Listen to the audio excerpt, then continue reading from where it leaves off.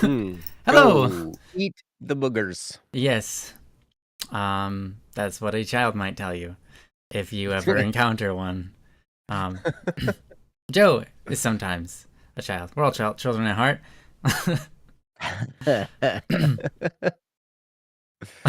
Children at heart. Yes, we're all children that grew up into adult bodies. Mm-hmm. Uh, some of us have been in adult bodies longer than others. Yeah. Mm-hmm. Mm-hmm. And sometimes we regress. Sometimes it Mm-hmm. happens. Yep. It's true. Sometimes we become babies. Sometimes, And not just children. because people go, "Hey, baby," and then you're like, "Get out of here." Oh, I guess. Yeah. If you want. I've never had anyone say hi, bye, bye. Like they were Forrest Gump or something. Oh, you just got to go down south. Yeah, I guess so. I haven't been there enough. I've only been to Florida, which doesn't count, I mean, yeah. Florida's right? just like the hot north. Mm-hmm. Yeah. And I've been down under. And that doesn't count either, Mm. even though that's also south, technically speaking. That's very south. Mm-hmm. Mm-hmm. Yeah, they don't say that over there. They don't. Yeah, well, not like they're Forrest Gump. Oh, right. Yeah, they don't have a very good Forrest Gump accent over there for whatever reason. Oh, well, Yeah, that's okay. yeah. All right, That's all well, right. that's all right. They don't need to. Welcome, everybody, to Don't Worry Wednesday. This is the show, and welcome. Um, You're welcome. Thank you. Don't Worry Wednesday. This is the show where we talk about just whatever topics are submitted to us, usually revolving around the struggles and problems in our life. Life is full of them. Life is full of small tragedies and problems that discourage us from being the best versions of ourselves, or just being afraid, or honestly just not knowing why we feel depressed, and all sorts of different things. So we're here to talk about it. You guys are all smart, and I appreciate everyone in the chat because you guys give so much aid and help to everyone in the chat who's giving topics, and just even if it's just that emotional support, that's awesome. So I encourage you guys, and I appreciate you guys for every once in a while just chiming in and giving a bit of your own life and your experiences, to help us and each other walk through our problems. But yeah, hi everybody. How are you all doing today? I hope you're all doing awesome. And if you are, if you aren't, let us know. Joe, how are you doing? Oh, just fantastic. How are you? Doing great, thank you. Doing very good. This is my You favorite look part of the great. week. Don't worry, Wednesday. It's great to be here. Thank you. Mm-hmm. If anybody wants to submit a topic to Don't Worry Wednesday, just go to don'tworrywednesday.com, and we will be happy to take it in and cover it whenever we can. We aren't professional psychologists or psychiatrists, but, as a friend, we can attempt to walk by your side, give you some perspective, give you some encouragement, and just some lessons we've learned from our own lives. I'm sure if you could, you would love to go back and tell your old self some personal life lessons that you learned recently, even. And so hopefully we can share our life lessons with each other, and all live a better life from it. And most of the time, in order to learn the lesson, we have to overcome the problem ourselves. So that's why encouragement is a great part of this show, and why we strive to do that, especially because we can't give you all the answers because we don't know them all, and your case is going to be different. But a little bit of encouragement goes a long way in getting yourself through that problem and learning that lesson, or just dodging a bullet, or whatever it is that you're doing. If you're dodging bullets, man, awesome. Yeah. Good on you. Good job. On you. Yeah. Good on you. Good on you, mate. That's good lasagna. No, there's no such thing. Yeah, there is. Think about No, there's not. Think about macaroni and cheese with meat. That's not lasagna. What's macaroni and cheese with meat called? Not lasagna. What's it called? Hamburger helper. Hamburger helper? Hamburger helper is essentially lasagna deconstructed. with different shaped noodles. No, it's not. Yeah, it is. Well, the thing about lasagna is the noodles, and that's why it's so horrible. What? That doesn't make any sense. That doesn't make any sense. Because you like macaroni and cheese. And Hamburger Helper, Those noodles probably. are fine. Mm-hmm. You don't like Lasagna flat noodles are noodles? awful. Why? That's the reason I don't like lasagna. Because they have noodles that are flat? Because of I've told this story how many times? Yeah, but that's not why you don't like it. You don't like it because there's tomato in it.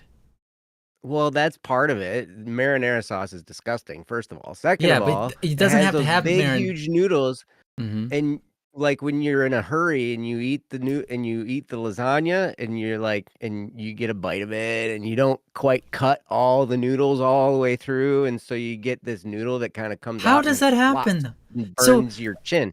okay, I don't quite get the part where so I cut lasagna with a fork because it's so soft, right? Yeah. Right? Then you cut a chunk out, you stab with a fork, and now you've got the whole chunk. So how is it that you got how is it that you stabbed your lasagna and brought it to your mouth and didn't Because see that it was still sometimes connected to the rest of the you lasagna? have your plate, right? You have your Oh, you plate had your plate here, right and you're here. like doing the Oh. shovel thing, Oh, right? okay, So okay, okay. yeah. Mm-hmm. Got it. All right. Well, I guess Lasagna's fault. lesson learned. Not Don't shovel in eating, lasagna. not the way I ate it. Yeah, that's right.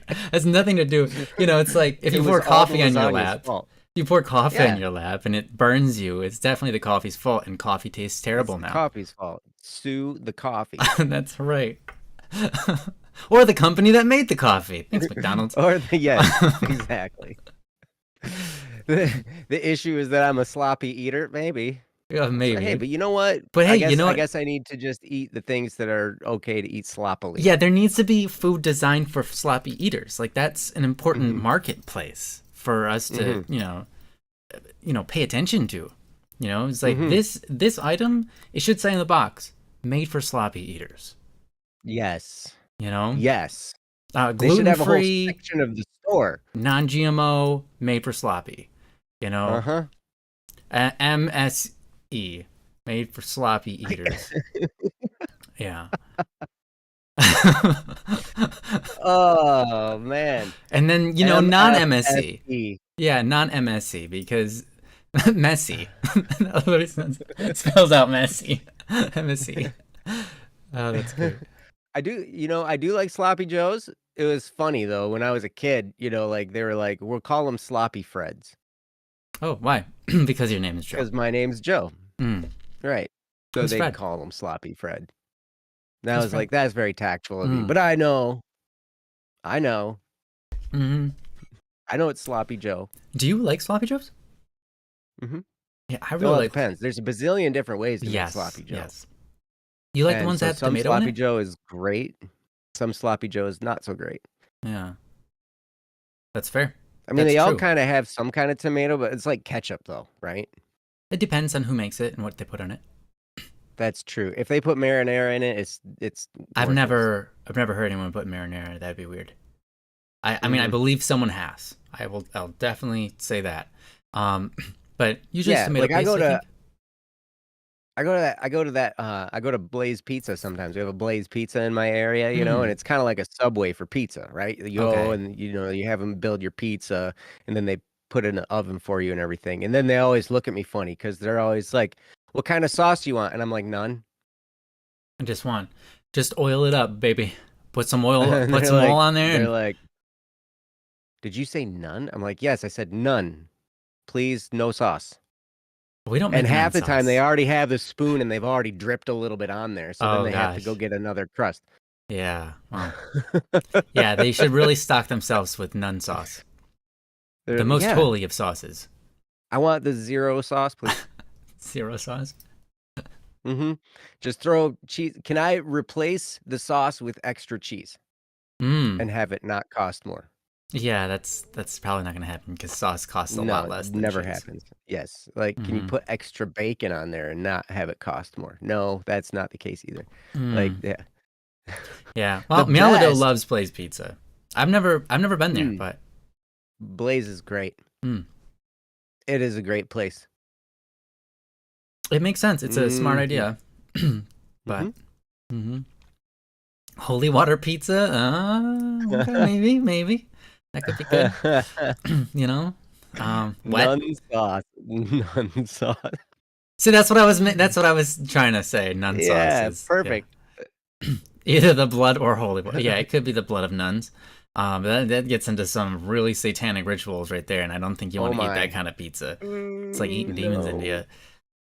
No Yeah. thanks. Yeah. Mm-hmm. Wet pizza. That's right. Wet pizza. I mean, I'm here for it. Yeah.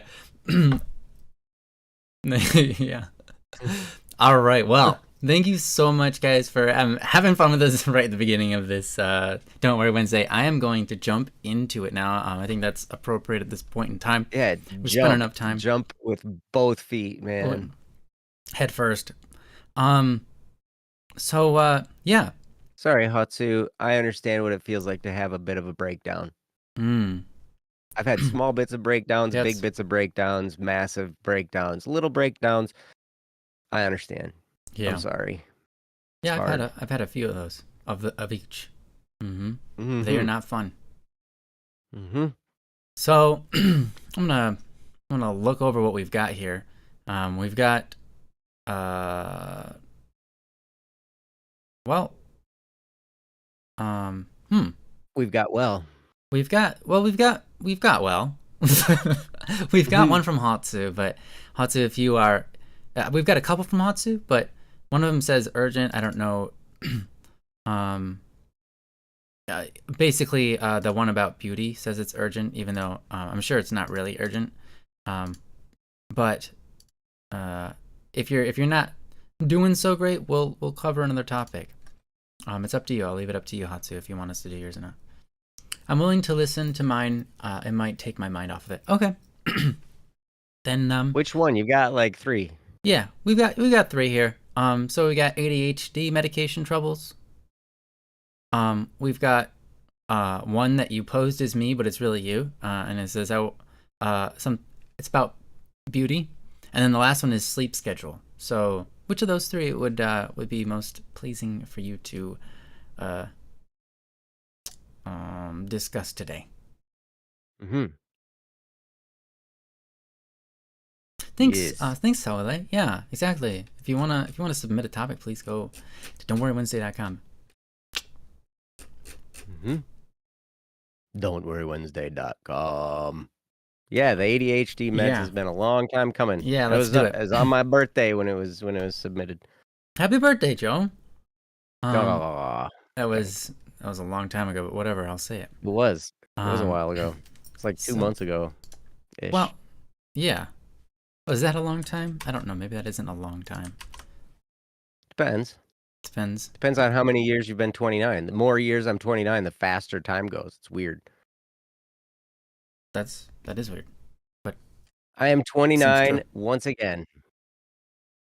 Welcome to 29 once again. Oh, thank you. You're welcome. So I've got the topic here. Just pulled it up. This is from Hatsu. Is titled ADHD medication troubles. You can feel free to read along if you so desire. If not, just open your ears and take a careful listen. It reads as follows. Mm. I feel bad. I didn't want to take my meds. Me and my mom had a deal that if I didn't take my ADHD meds, I will be kicked out. I refused to take them. So we figured, and she told me to leave the house.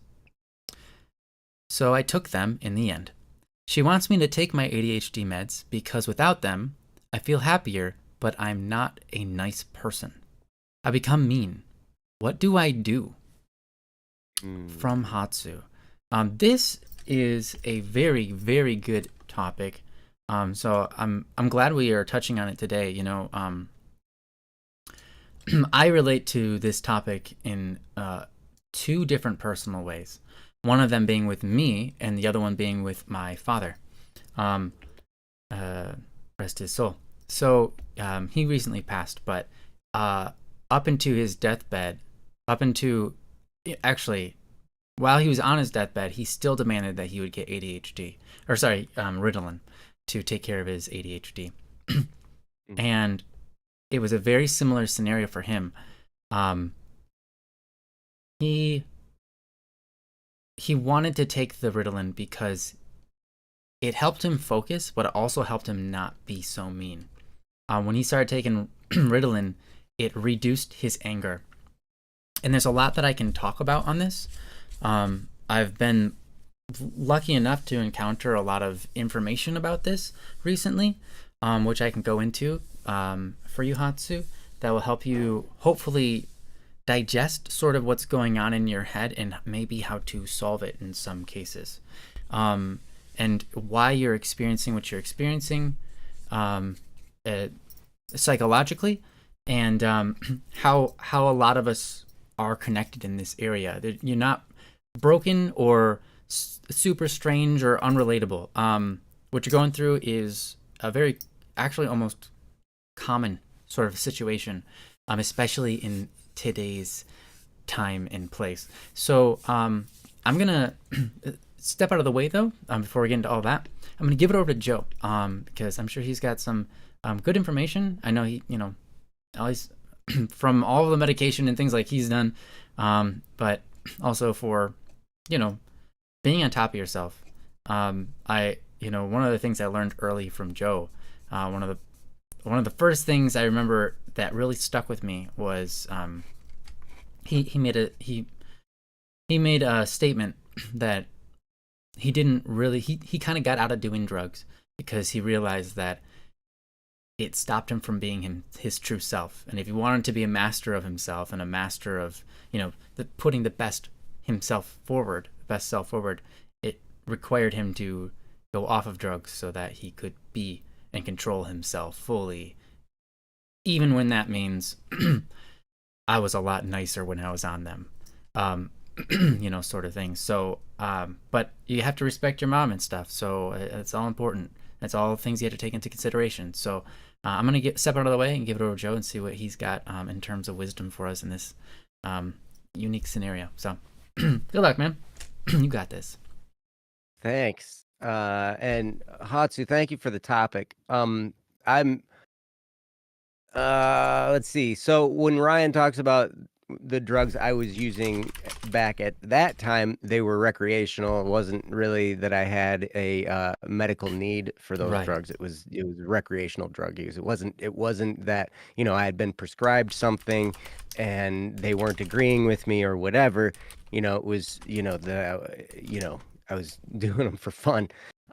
But I've never been a person to shy away from, if I've been prescribed something, except for there was one particular medication that I took that made my hands itch really bad. Ooh. It was really strange, and so I ended up when I went back to talk to my doctor, I talked to him about it, and, he took me off of it. But these are things that you can probably figure out between your mom, your doctor, and figure out what the best route to take is.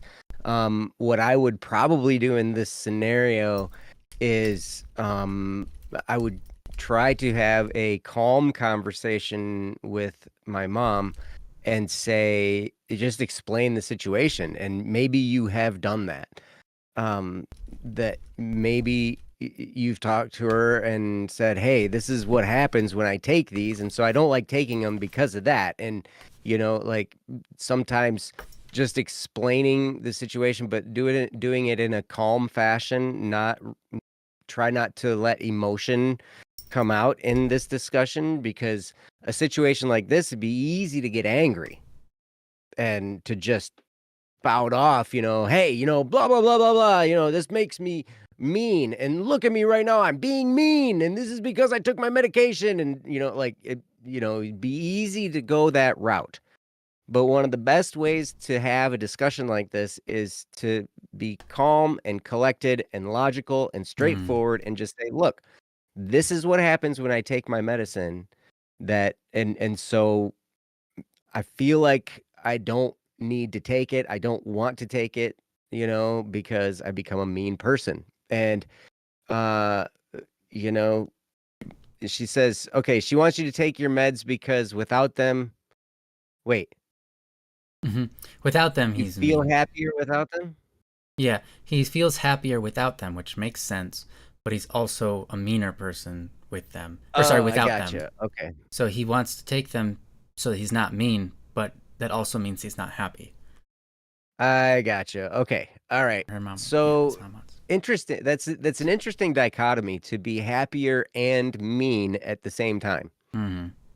Yep.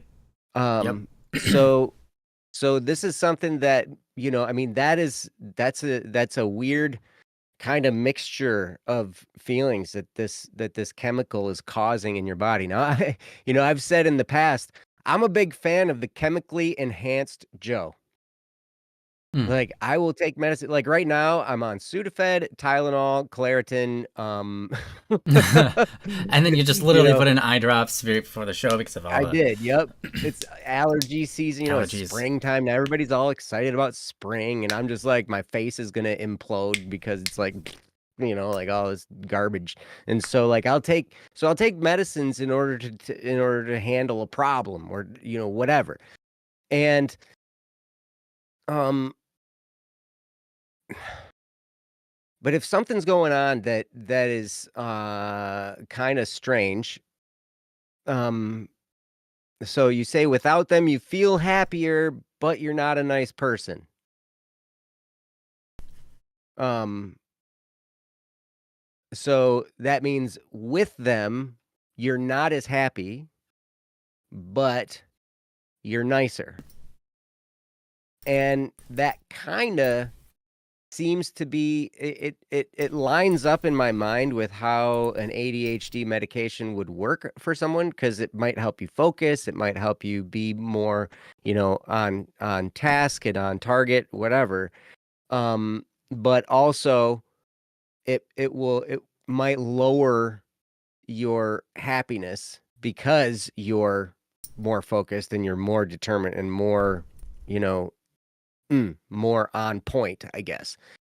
Um, so and then also it makes sense to me that you might become mean without them. I don't know how long you've taken them and then gotten off of them. Some medications, even ADHD medications, if you stop taking them abruptly after taking them for a while, there might be some kind of chemical withdrawal that's happening in your system, and that immediately, like automatically, any type of withdrawal symptom kind of makes our bodies panic a little bit. We become a little bit more mean, and all this kind of stuff.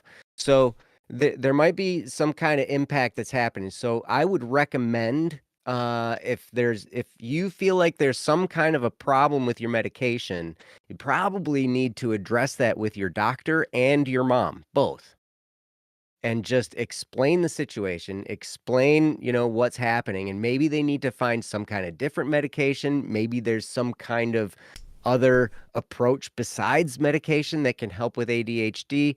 I know that Ryan has also been through the challenges of ADHD, and I think he'll probably explain this, but I think he took medication for a while and then didn't, and figured out how to handle himself with ADHD without medication. Learned how to, handle all that kind of stuff. My therapist is the same way. My therapist has ADHD and she took medication for a while. She didn't like how she felt with taking the medication, so she stopped taking it. And she has learned approaches on how she needs to handle things in order to, cope with living with ADHD, right? My therapist suspects that I have low grade ADHD, and I wouldn't be surprised. Um, excuse me, but Hmm. she's she's shared with me. She's like, okay, if you find yourself in this situation, these are some things that you can do in order to, help you focus. Like having routines is really important. She said, and then having spaces for different tasks is a good thing. All these things can help. So there are a lot of different approaches you can take, but I will tell you that if if it's the case of you're in a conflict with your mom and the alternative is getting kicked out of the house, that's not a very good alternative, right? So, it seems a bit drastic to me, but I don't know the situation. I don't know how all this scenario played out, but this is definitely something where I would get in touch with the doctor that prescribed you the ADHD medication, that figured out that you have ADHD, and try and see if there's any other option of something you could take, if there's something herbal that can be taken, if there's something, like whatever, like see if there are some options as far as, being able to help you with your ADHD other than this particular medication that's causing this drama in your life. But like I said, like your mom should be involved in this conversation as well as the doctor. So, because really, it's not like they're looking at you and saying, "You need to do this because I don't care if it's bad for you, you need to do it." No, they're trying to find what's right for you. Mm-hmm. They're trying to help you, right? Now, sometimes when we try and help somebody, we might be misguided. I've had doctors that were that way. I've had therapists that were that way, that told me all kinds of, who I have a banana on my screen, Ryan. I don't know why you put a banana on there. That's my mouse. I don't know why it shows my mouse on the screen, but people were mentioning at my mouse they could see it, and I don't know why. All of a sudden, I have the some thoughts OBS on that. changed. OBS changed for some reason. Now it can see my mouse. Hmm. Yeah. I have some thoughts on that, but my main thought is don't put the banana next to my head. Oh. All Oh, right. there it is again. I got a banana on my shoulder, No, right? it's It's gone. like that. It's gone. It's It's like gone. the good voice and the evil voice, right? Like Yeah. Yeah. I have a good banana and a bad banana, telling me stuff. And so anyway, yes, Hatsu, that would be my recommendation. Communicate rather than argue. Because and I understand, especially when there's ultimatums put in place like this, like either you take your medication or you're out of the house. Mm. Like that's a pretty serious ultimatum. Mm-hmm. And so I don't know how the conversation got to that point, but what need probably just you'd be like, "Hey, I want to level with you. Like this is what happens when I take my medication. I don't like taking it." And I don't know, maybe we need to talk to the doctor, and if you can come at it with a mature approach and a logical approach, level-headed, non-emotionally charged, right? Mm-hmm. That's the key. Like if you can come at this without an emotional charge and just have the discussion and then get your doctor involved too and say, "Look, I feel like I'm in a bind here because I don't like how this medication makes me feel, Mm-hmm. but something needs to happen. So what options do we have?" And that's how I would approach this situation. So I wouldn't necessarily, I don't know. Some people just don't like taking any medicine whatsoever.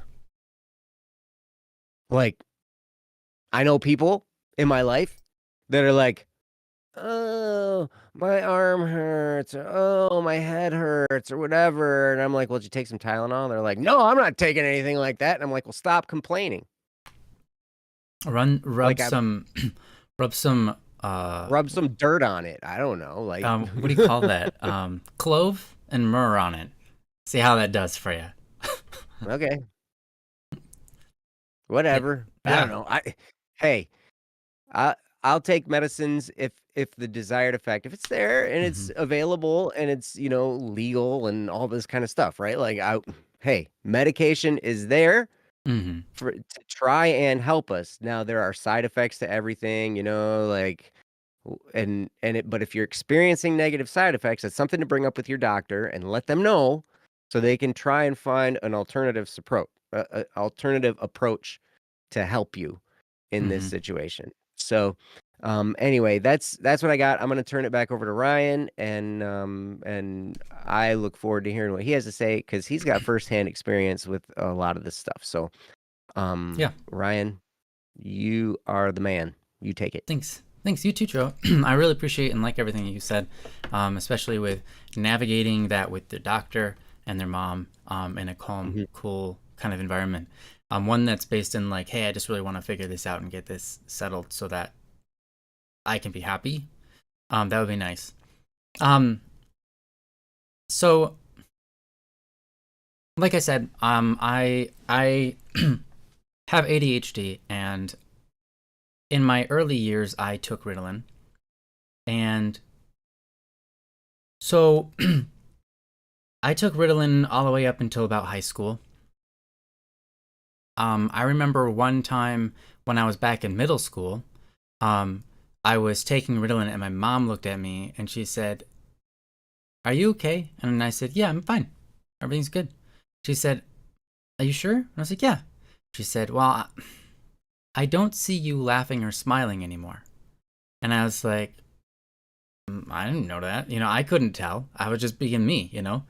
And she's said, maybe we ought to go check out your Ritalin situation. So she took me onto a lower level dosage. She talked to the doctor and they got me on a lower level of dosage, a lower amount of milligrams or whatever. and and she saw a significant change that it helped, that I could laugh and smile, but also focus. Um, but when I was in middle school, I said, hey, I don't want to take it anymore. And the reason was because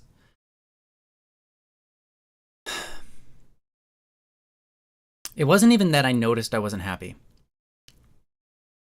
It was something along the lines of I didn't feel like I should be. I didn't feel like the natural best version of myself should be attached to taking a drug. And I Mm. felt like it would be if this drug is my crux for the rest of my life, then that's not a good thing for me. Um, Antidepressants are a good example of this. People go on antidepressants. Antidepressants are a great tool to help you get through and manage the logical side of things without your emotions interrupting so that you can get over your struggles. But if instead you take antidepressants only to experience that benefit of not feeling the intense emotion for the rest of your life, you haven't solved anything and you haven't used the antidepressants to their full potential. And in fact, now you've put a limiter on yourself. Now you're addicted, not necessarily addicted in the sense of, um, like like a traditional sense of addiction, but addicted is in like you need them. You're And it's dependent. dependent. Thank you. That's a better word. You were dependent upon them, and I saw that in some people around me. And I said, I don't want to be that. I don't want to be dependent upon this drug for my well-being or for my ability to focus or do my homework or whatever it is. I don't want my success story to be about the fact that I took Ritalin. And I had to take it. So Mm. I abandoned it.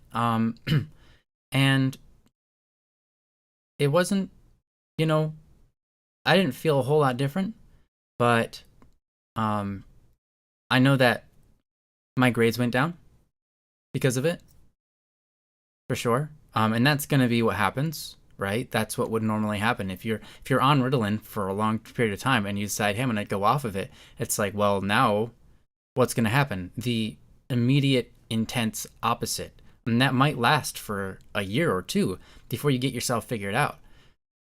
And so when you go off of Ritalin, your performance is going to be incredibly hampered by the fact that you've been on it for so long and that's how you've lived. And so going off of it, yeah, it is a bit of a struggle, but it allows you the ability to work on it, as opposed to it just being fixed by the nature of you taking a drug and it not actually being fixed in your head.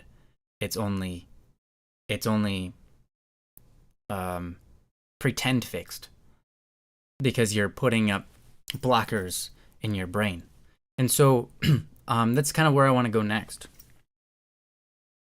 You're putting blockers in your brain to stop yourself from experiencing something, and that thing that you're experiencing is really important. I want to talk about that, if that's all right.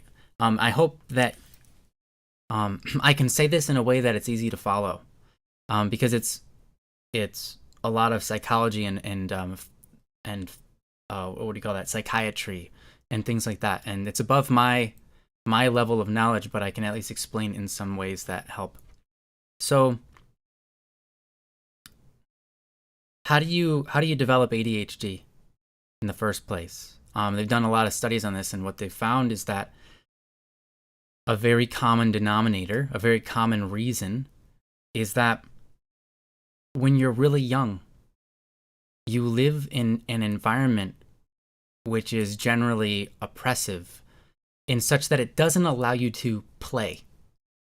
And when you're not allowed to play and you're in an environment that scares you, you develop a self-defense mechanism. And that self-defense mechanism is for you to draw back into your head and play in your head instead of out in the physical world. Because if you play out in the physical world, you get in trouble. So if you play in here, it's going to be okay and no one can catch you. And so it's a self-defense mechanism to allow your brain, because your brain, especially as a kid, but even as an adult, you have these chemicals that say, I want to play, I want to play, I want to play. But when those get oppressed and suppressed and say, you're not allowed to play, well, what happens is, like, especially in a culture that we live in today, playing, especially like in schools and so on, playing is like a bad thing. You're not allowed to play, right? So you're naturally oppressed by your societal culture that says you're not allowed to. It's a bad thing if you're playing all the time. And it's like, okay, so what happens with these chemicals is that they have to do something. They're there. So in order to use them, we develop this thing. It's called ADHD, which is an attention deficit, hyperdeficit disorder, right? Whatever. I said it in the wrong order, but whatever. And it's not that you can't pay attention, right? It's that your brain is continuing to operate in this mode of trying to play inside of here, and that disrupts your ability to focus on things that are work-related or non-play related, right? Because you haven't been able to get your play out. And so they're all stuck in there and so on. So a good way to help fix this is a whole nother thing we can go off in a second, I guess. There's another issue with not playing. And it's sort of why you're mean. When you're not allowed to play, and you don't play, when you don't play with people, when you don't associate with people, and when you don't like roughhouse with people, you never learn how to be gentle, right? They've done a bunch of studies with animals, and then we've seen it true in humans as well. And basically, all animals, all mammals, even lizards and birds, they all play. Which is interesting. It's fascinating. It's like, so animals play. Yeah, almost every single one of them plays. And how do they play? They wrestle with each other. But we live in a society that says, well, no, you're not allowed to wrestle with people. You're not allowed to roughhouse. You're not allowed to, punch that kid in the face. It's like, well, that's fair. We don't want to cause damage to each other. But at the same time, if we're not allowed to, here's what we find. When you take a bunch of if you take a bunch of rats and you don't allow them to play, they just die, which is weird. But if you take a rat and you say you're not allowed to play, and you make it so they never allowed to play, or you punish them every time they start playing, what happens weirdly is that rat, after a couple of months, will just die. And that's weird. And likewise, if you have a dog and you don't let it play with you, it never learns how to be gentle. It basically becomes mean. Because it doesn't have the experience of biting things and learning how to be gentle with its bite, right? And so you can take a dog who's never been allowed to play. Like you take a puppy, right? And the puppy, every time it tries to bite you, you go, no, don't bite, don't bite. They're never allowed to play. They're never allowed to use their mouth. So what happens is a dog that is full grown that never got to play, usually you'll see a lot of anger built up, but also on top of that, it can't pick up an egg without crushing it in its mouth because it never learned how to be gentle with its bite. But if you allow something to play, it learns that, hey, being gentle in my play is incredibly helpful, because then people will want to play with me, and I don't hurt them, because hurting them doesn't feel good. And I'm learning that through playing with people. I'm learning that when I play with them and I hurt them, I get sad inside. Right? And so, and we also learn, like, hey, I was really mean to that person on accident. We were playing around and I hurt him, and now he doesn't want to play with me anymore. So you learn how to be gentle, right? And so with a puppy that you do play with, it grows up and it's able to be really gentle with its bite. It can pick up eggs and not crush them, right? It can, bite your hand in such a way that it doesn't even hurt at all, right? And then we learned that that's actually true with humans as well. If you ever encountered someone who's was never really allowed to play with someone, you can see that they're just really ungentle, and their movements are rather strange. I know I grew up with a kid. His name, I won't say his name, but I grew up with a kid and he lived across the street, and I met him when we were all kind of in middle school, and he was rather strange in the way that he would do things. Like his hands, like, I don't know if you can see my hands, but it's like he would grab things. Before every time he grabbed something, he'd move his hand all the way back and flex his fingers backwards. And that was just how he moved, and it was really weird. And I remember looking at those move patterns, and then I noticed he would try to handle things, and he had no gentleness about him. He would just sort of like break things on accident all the time. And and I was like, how come this is the case? And then I remembered his mom, and his mom was very strict and very, you're not allowed to play. You're not allowed to do these many different things. But when we were in middle school, we started to play together. And over the next 5 or 10 years, I noticed he started to move his hands normal again, be able to hold things and grip things and do things without breaking them or without tearing them apart, right? And so all of this is important because, again, not a psychologist, not a psychiatrist, not your therapist or anything that should diagnose you, Hatsu. But what they found is that these two different things are very correlated with ADHD and not playing. ADHD is usually like you're oppressed when you're little and you create a self-defense mechanism. But another thing that they learned was they tried to figure out, before they even knew all of this information, they tried to figure out, they interviewed a bunch of people who did mass shootings. And they tried to figure out what caused these people to do this? What's similar between all of them? And the only thing they found that they could land on, that all these people that did mass shootings, right? The only thing that they found was that they all grew up and their parents never let them play. And so they never learned how to be gentle. They never learned how to be nice. Right? And so this interesting thing starts here. Playing is a physical, this type of playing that I'm talking about is a physical,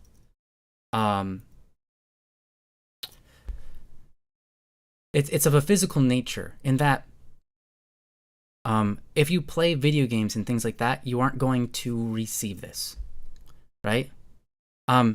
If you're playing video games and stuff like that online, And this is what a lot of kids are doing in nowadays, which is fine. There's nothing wrong with playing games online, but it doesn't allow you to experience this. Why? Because when you play games online, you can kill people and you can't learn how to adjust your strength very easily, right? And if you are interacting with someone in the real life, wrestling around with them, you will learn immediately when you mess up. And you will learn it in an emotional level and on a physical level, right? And we learn a lot by our physical relationship to reality, right? And when we're playing with someone, when they're wrestling around, we're learning about them at the same time as we're learning about ourselves. We're creating this sort of relationship between us where now I am more united to them and we're both playing on the same page. And so we have this unique construct within this realm of play that we're learning about this individual at the same time as we're learning about ourselves, and we're learning about our limits and where we should limit ourselves so that we can get the best kind of play.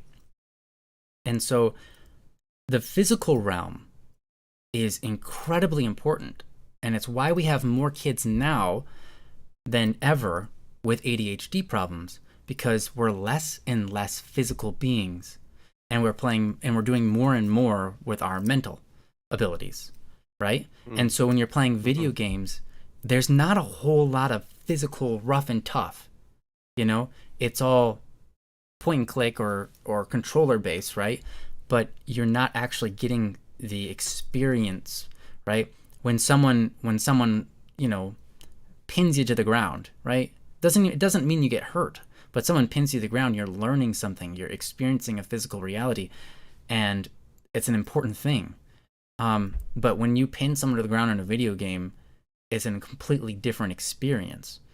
You feel like, oh, I can't move my character anymore, and that sucks, right? When you get pinned, but it's not the same. Like when you get pinned in real life, your first couple of times you get pinned, you experience anxiety. Because you're like, holy crap, I'm tied down, I am terrified, and this is the sort of thing that if you never get over, you become claustrophobic. You are afraid of tight spaces because you know what it's like to be pinned down. And it's terrifying, and you've never gotten over that. And that's why continued play is important. Because if you get pinned down enough, you start to learn that that's an okay place to be. Right? Like, maybe it's not okay in the sense of, hey, I want to be here, but you learn how to experience it and not freak out and break down. Right? So that playing is important. For animals, it's super important, right? Because they're out there in the wild and they're fighting creatures in order to survive. Playing is their playground, their testing ground of how they combat the enemy when it really faces them in the real, right? And in this day and age, because we don't have some of this real rough and tumble, mentally we never get to the point where we understand how we're going to deal with these things when they meet us face to face in the real, right? And that terrifies us. We become anxious. They've done a study on this, and they've started to incorporate people into playing, adults, like full-grown adults. And they say, let's start playing physically. And they take them through steps one at a time of like, let's try to play this way. Now let's advance it and play this way. Let's advance it. And now let's actually start, wrestling around on the ground and stuff. And now all of a sudden, they find themselves have less anxiety over a great number of issues that seem like they're completely unrelated, but they're not. It's because they've actually contested with the ideas out in the physical way, in the physical realm, not just come up with solutions in their head, but actually face them in reality. Because our mind associates the body in the physical form with reality. So, all of this, which is a lot, Hatsu, is this. Again, I'm not in a position to diagnose you or anything like that, or tell you how to solve this issue. But what I can say is this. I agree with Joe on that. I think the best thing to do is have a talk with your parents, right? And try to resolve this, because one of the reasons you probably aren't experiencing the ability to be happy, and also why you're mean when you're off of the Ritalin, is because when you're on the Ritalin, it stops the ability for play. basically is what it does. It Mm. it it connects itself to all these receptors in your brain that are the receptors for, hey, let's have fun, let's play, right? And so it blocks all of that out. And so play is partially associated with happiness, right? How you feel fulfilled and feel happy, you know. When you play out in the real world, you learn real things, you know, and so there's a great deal of importance to that, and you don't want that way. You don't want it that way for the rest of your life. But also, you bear the risk of, okay, if I do allow these chemicals to start coming in again, right? I'm going to want to play, and that's okay. But playing also has a mean nature to it, because play is the environment of testing, right? And so you test out things when you play, and that allows us to be more mean because we're testing, right? And so you have to, if you get off of Ritalin, you have to start to temper your mind with these ideas of like, we can run these tests, but we need to learn from them. And so when I get off of Ritalin finally, I need to realize that, hey, my desire to play is going to go up and my desire to work is going to go down. And I'm going to have to fight that. And also my propensity to be happy and also sad and also mean and all of these things is going to increase. And I'm going to have to learn how to settle that down. And so it makes a lot of sense. It makes a lot of sense that you are where you are. Because part of playing is kind of part of being mean. And I don't mean that being mean is okay, but that, I mean, how do we play? A lot of times, there is the meanness associated with it, right? When you wrestle people, right, in order to play, there's a sense of, I'm dominating them or they're dominating me. Isn't that mean? Well, it could be considered as such.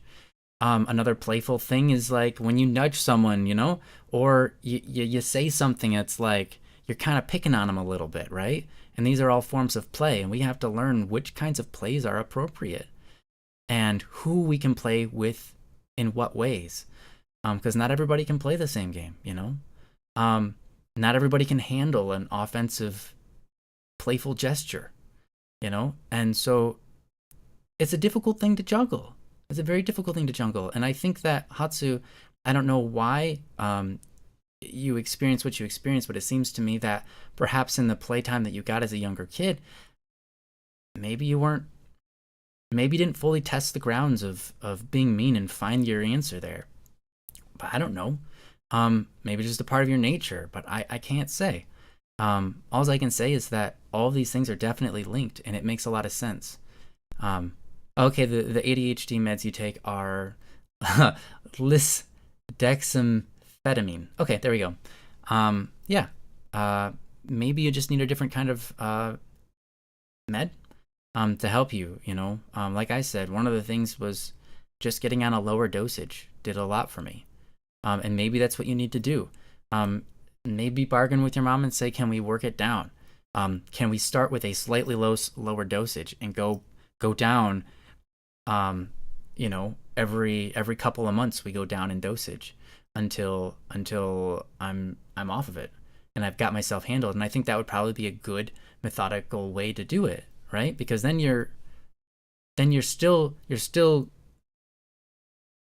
got support and you're not going off of it completely and you're just left to the wilderness, right? You're left to this situation of going like, I'm at my worst now.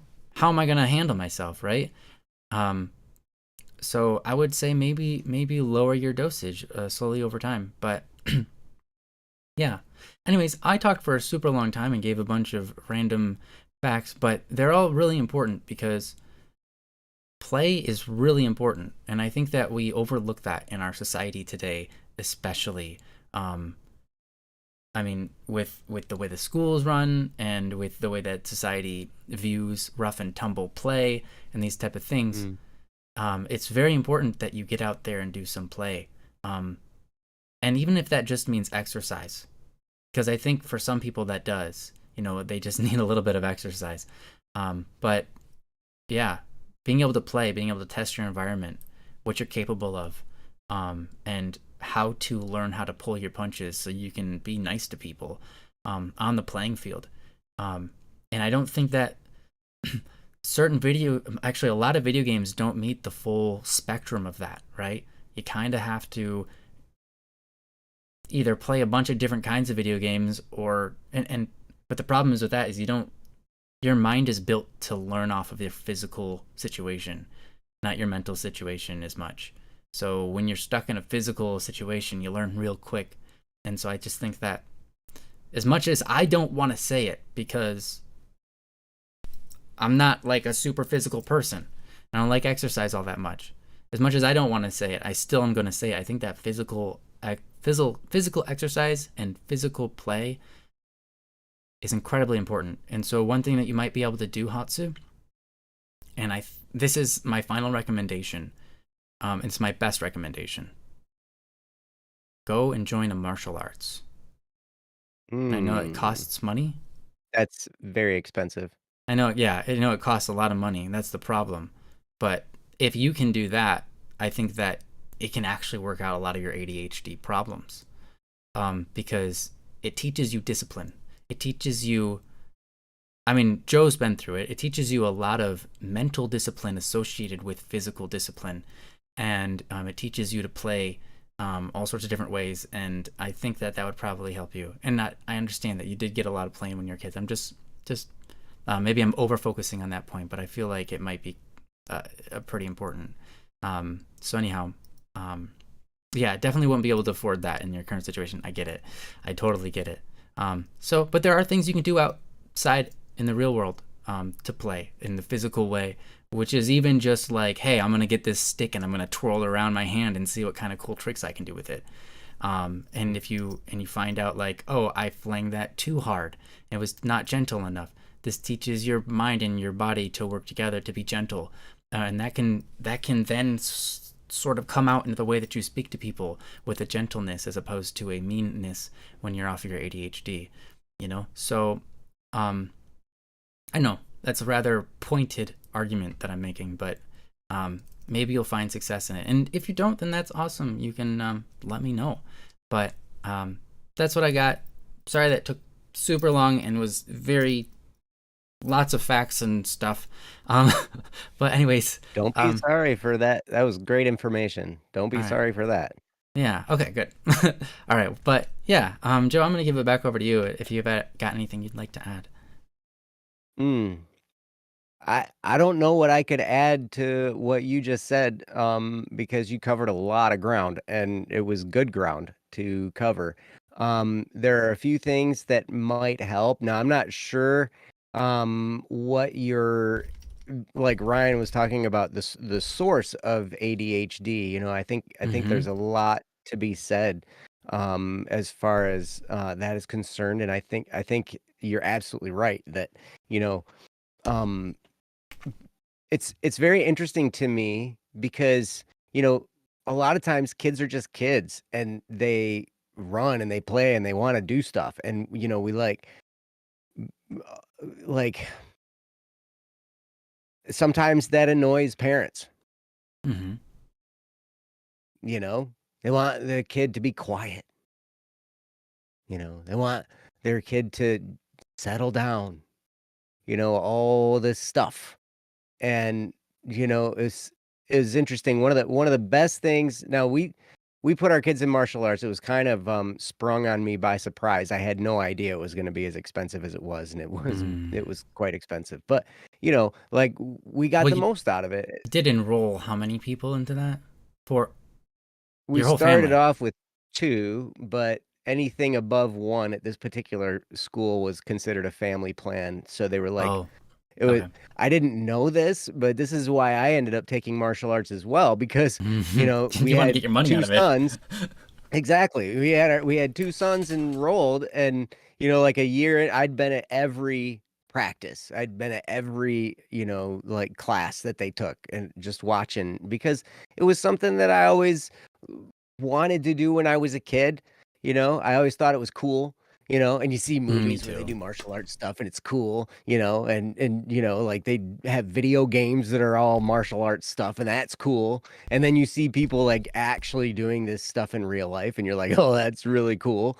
I'd like to be able to learn how to do that and, you know, so we enrolled our kids and like I don't know, 6 months to a year in, somewhere in there, the instructor, the guy who owned the school, he told me, he said, you realize that, having more than one child is considered a family plan if you have more than one person enrolled. And so you're welcome to join us on the mat.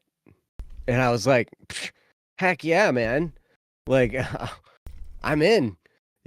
I feel like I'm leaving money on the table if I don't. Like I'm paying all this money and why not? Why not get as much benefit as I possibly can? And so like we all got our black belts and that was cool. Mm-hmm. But you know, my kids learned how to punch and kick. And so now it hurts when they do it, right? So like if they punch me, it hurts. Mm-hmm. And it's like, I've had to, my oldest son dealt a little bit with bullying, and I'm like, I tell you what, you have the skills to lay them out if you wanted to. Now, the school will not let you do that. Like, that's not the appropriate thing to do. The appropriate thing to do is to maintain the self control that they taught you in martial arts because those skills, there's a lot of defensive stuff. Like, if someone's striking at you, you can block, you can not, you can avoid being hurt by someone who's attacking you, which is great. But, if you're going to use these powerful punches and kicks that you've learned, it has to be an absolute emergency, right? And a lot of the stuff when they were really little and they were doing it, they taught how to, how to respond if someone's trying to kidnap you or someone's trying whatever, and so they'd teach all these and they'd teach all the sensitive areas, teach poke people in the eye and, cup their ears, because that's disorienting and all this kind of stuff, and make a lot of noise, yell, yell, yell a lot. But it's interesting to me because as we're growing up, when I was growing up, like me and my brother, we'd fight. You were talking about getting pinned. And Mm-hmm. like immediately I was triggered, went back to my childhood of my brother, like with his knees on my shoulders, like he's, Mm-hmm. and he'd find that spot like right Oh, here to stick yeah. his bony Mm-hmm. kneecaps Bony in, knees. and Yep. just, and I'm Oh, like, it hurts. and then he would like spit on my forehead and stuff, Oof. like, That is not okay. no, he thought it was hilarious until I cleaned his clock one day when he, Nice. but, you know, a lot of times kids are just being kids. They're loud and they're playing and they're making noise and they're rambunctious and all this kind of stuff. And a lot of adults might think that's kind of annoying. And it might bother them that there's so much noise happening, or it might, be upsetting to them that there's all this physical activity. And like Ryan said, that's play. That's a necessary component of growing up, to learn the appropriate, you know, how to, like you said, the dog Mm-hmm. learns how to manage the strength of its bite, right? Mm-hmm. We can also learn, hey, this is appropriate behavior inside, this is appropriate behavior outside. This is, like here's the range of appropriateness. And we only learn those limits by testing those limits a lot of times, right?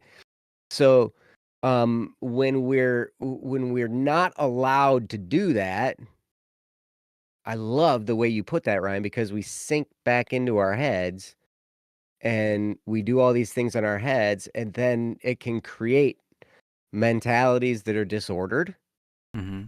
and it can create like an inability to get along well, and Sure. Yeah. or the Absolutely. inability to focus. And that's why um it's that's what I've never been a really big sports fan, But I do appreciate athletics in schools, and I do appreciate different physical activities because we do build up energy to do things physically.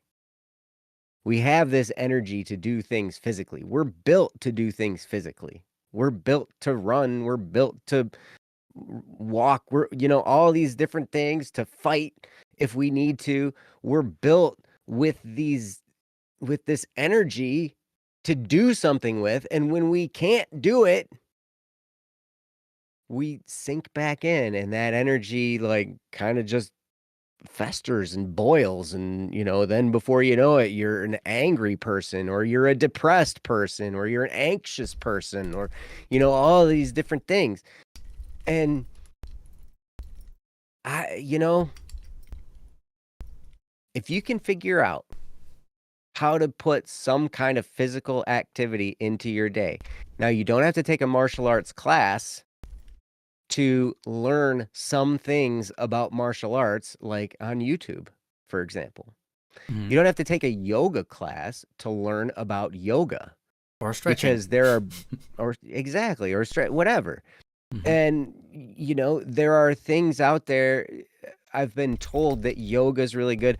I've not ever done yoga, but it's been promoted to me as a really good way of just centering your energy and, being able to um, just kind of focus to be without having to do something, you can just be. Does that make sense? Am I Mm-hmm.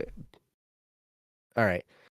Like, because sometimes we feel like I got to be doing something. I got to be doing something. I still like today, like if I can't sleep or whatever, I feel like, well, I'm wasting time if I'm not doing something. If I'm not being productive, right? But sometimes just the act of sitting and thinking and contemplating is some of the most valuable things that you can do. Mm-hmm. Now, how this is going to help with ADHD, I don't know. But when you have a lot of energy pent up, it's good to do something to release that energy, to get that energy out.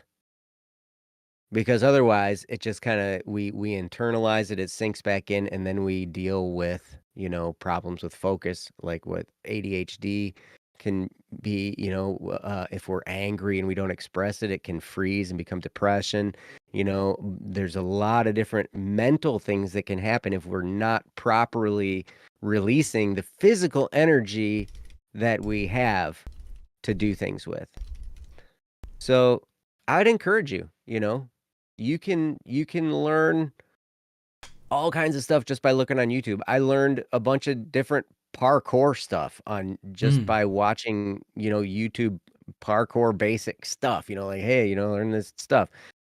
You can learn Yeah, different parkour taekwondo is things by watching YouTube. What's that? yeah, parkour is actually a really good way to play that doesn't require money. Mm-hmm. And it's actually been proven to be very beneficial in this particular field that we're talking about, psychologically. Mm-hmm. Parkour has been a very good way to manage and figure yourself out and figure out how to be nice and play nice, And while figure out how to simultaneously run from the cops and or yeah, while simultaneously using that energy and also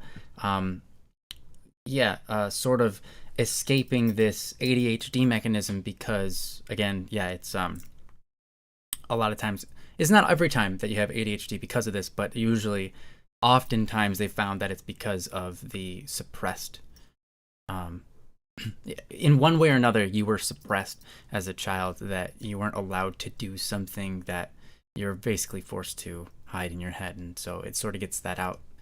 It can help you work through well, those things to some yes, degree. and here's the To thing, some degree. as we talk about this kind of stuff, it might sound like we're pointing a finger at your parent or Yeah, we're your not. doctor or whoever, but the thing is we do the best we can. As a parent, Mm-hmm. I don't have everything figured out. I don't. Mm-hmm. And I readily admit that. I'm not perfect. I don't know. And some I of this do we the can best I do. can.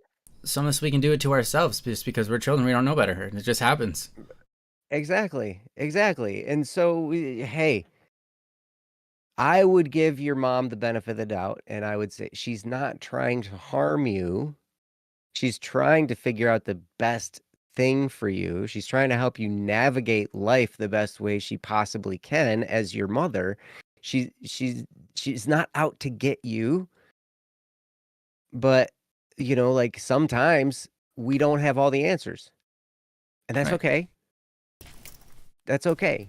So we do the best we can. But, I'll go back to what I said in the first bit, to have a conversation Mm-hmm.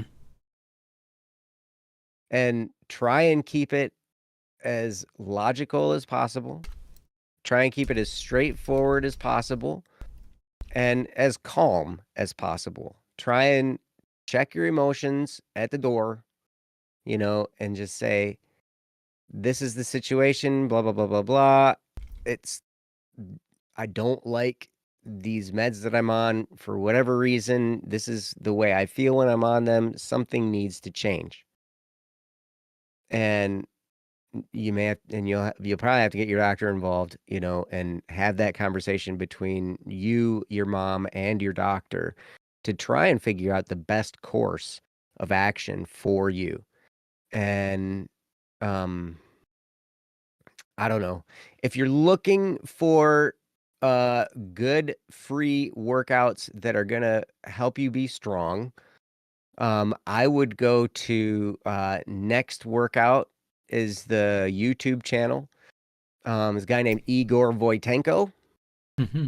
His whole specialty, I mean, the guy I think he was from Russia or somewhere over in one of those countries that was former Soviet Union, but I think it was Russia.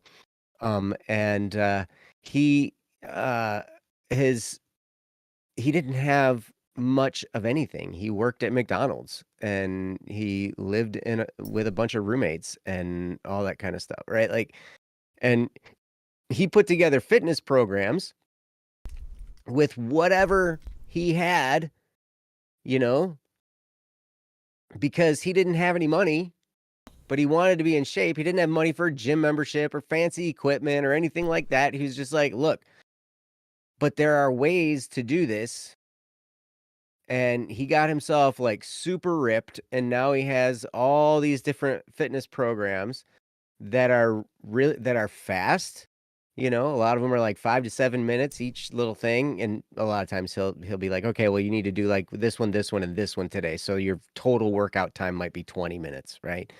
But um he would put together all these programs, and I've gotten some of the best fitness results that I've ever seen in different workout programs that I've had by this guy because they were free, and he just took out all the nonsense. So many times I'll sign up for a free fitness program, or it's like a no equipment fitness program, and then there's a little star next to it. Well, you need a pull up bar, and you need a this, and you should have some dumbbells, and you should have the whatever. And it's like, well, then don't say no equipment necessary. Because you're saying no equipment, but then you're putting in a caveat here. Like, okay, well, except for pull up bar or except for whatever, blah, blah, blah.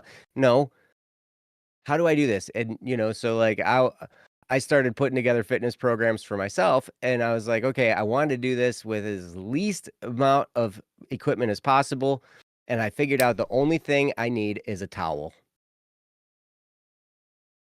And I can do a full fitness program that I am in charge of how intense I make it. And it's all just using my body for resistance, right? And there's a lot of stuff out there. Next workout, so Igor Voitenko, there was one something calisthenics. I'll have to look it up. But there's another guy who is the same approach where he's like, okay, stuff that you find around the house, what different things that you can do to get in shape, and he takes it Windex. to the very beginner level and all that kind of stuff. What's that? I said Windex. Sorry, some things you find Windex. around the Right. house. Spray it on your face and it burns, and then whatever. It's a Do not workout. spray Windex Burning on your face. carbs. No, Do not do do not do not that. do that. So anyway, that's some stuff you can do. Oh, And exercise games, yeah. mhm. Exercise video games, yeah. Hybrid calisthenics. Thank you, Saule. Yes, hybrid calisthenics. Look up that guy. He's got a lot of great stuff, and he'll take you from the very beginning of like, hey, if you can't do a push-up, do this, and work your way up to being able to do a push-up. You know, if you can't do a squat, do this, and it'll work your way up to being able to do a squat. So he can take things all the way back to the very beginner level of doing some kind of exercise routine. I don't know how we got into exercise, but yeah. Yeah. Anyway, have a conversation with your mom and your doctor and do some exercise. Back to Yeah. you, Ryan. All right. Yeah. I think we about covered everything we probably ought to, and probably shouldn't linger on the topic for too much longer. But yeah, I think having that conversation, seeing if you get the meds lowered tick by tick by tick until maybe you're off of them, I think that might be a nice, steady, slow way off of them, rather than trying to do anything else. And then also you end up with that method appeasing to your mom and working it out with her. But yeah, definitely, I think if you can't find that happiness while you're on them, there needs to be something that changes, because it's not what you're designed for, clearly. And so, I think that's probably your best route is to work that out. And on the side, see if you can't get some physical activities in there that really that challenge you. Because challenging yourself in those physical activities where you learn the best, I think. And I know that sounds weird and unrelated, but I think it's super related to your worry about when you're off of the Ritalin, you are mean. And I think if you want to solve that so your mom doesn't have to worry about it anymore,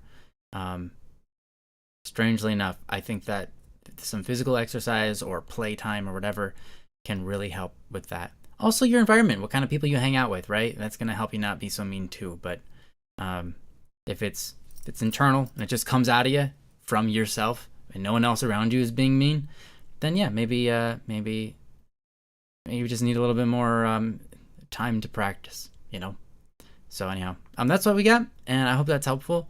And I'm sorry for talking your ear off, and I hope that at least some of that information was retained, because ADHD is a really big and important topic to be having in our current age, because we're finding more and more and more people have it, and that shouldn't be the case.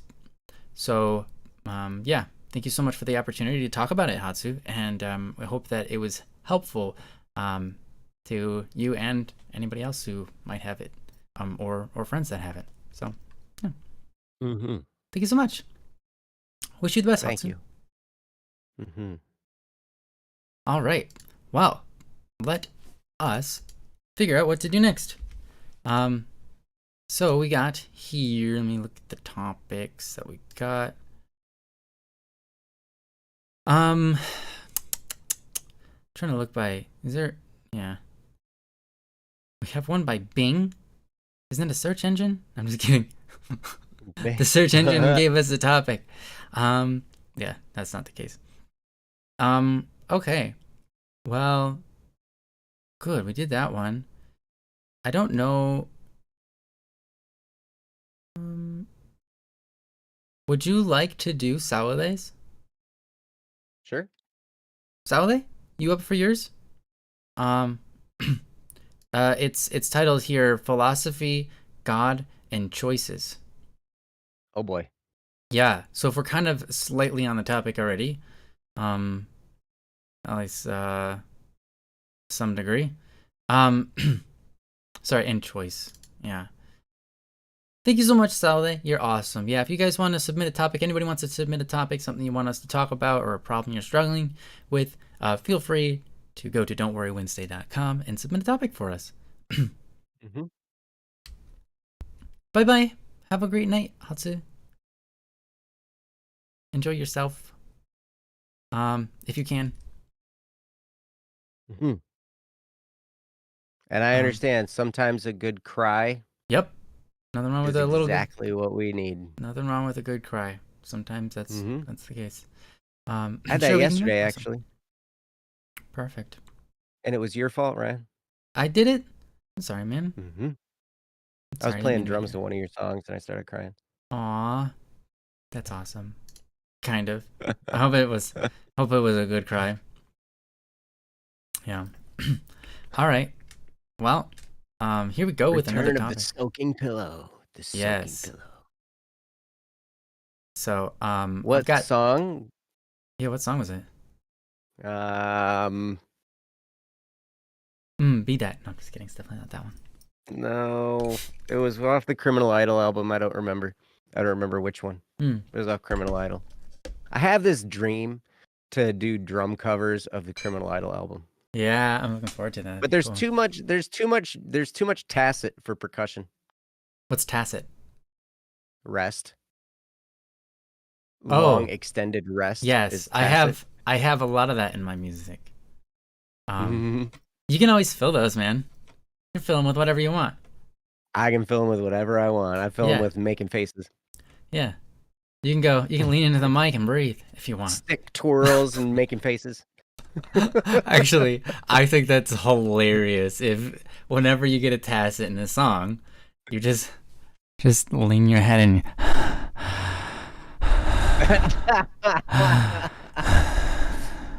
and then when it's over, you're like. I also have this. I have this tendency when I have that happen in one of the songs to reach over and grab my mouse. And click the next button. Oh, here comes the part where I don't play next. That's great. Yeah. Sorry about the ASMR. There you go. So ASMR.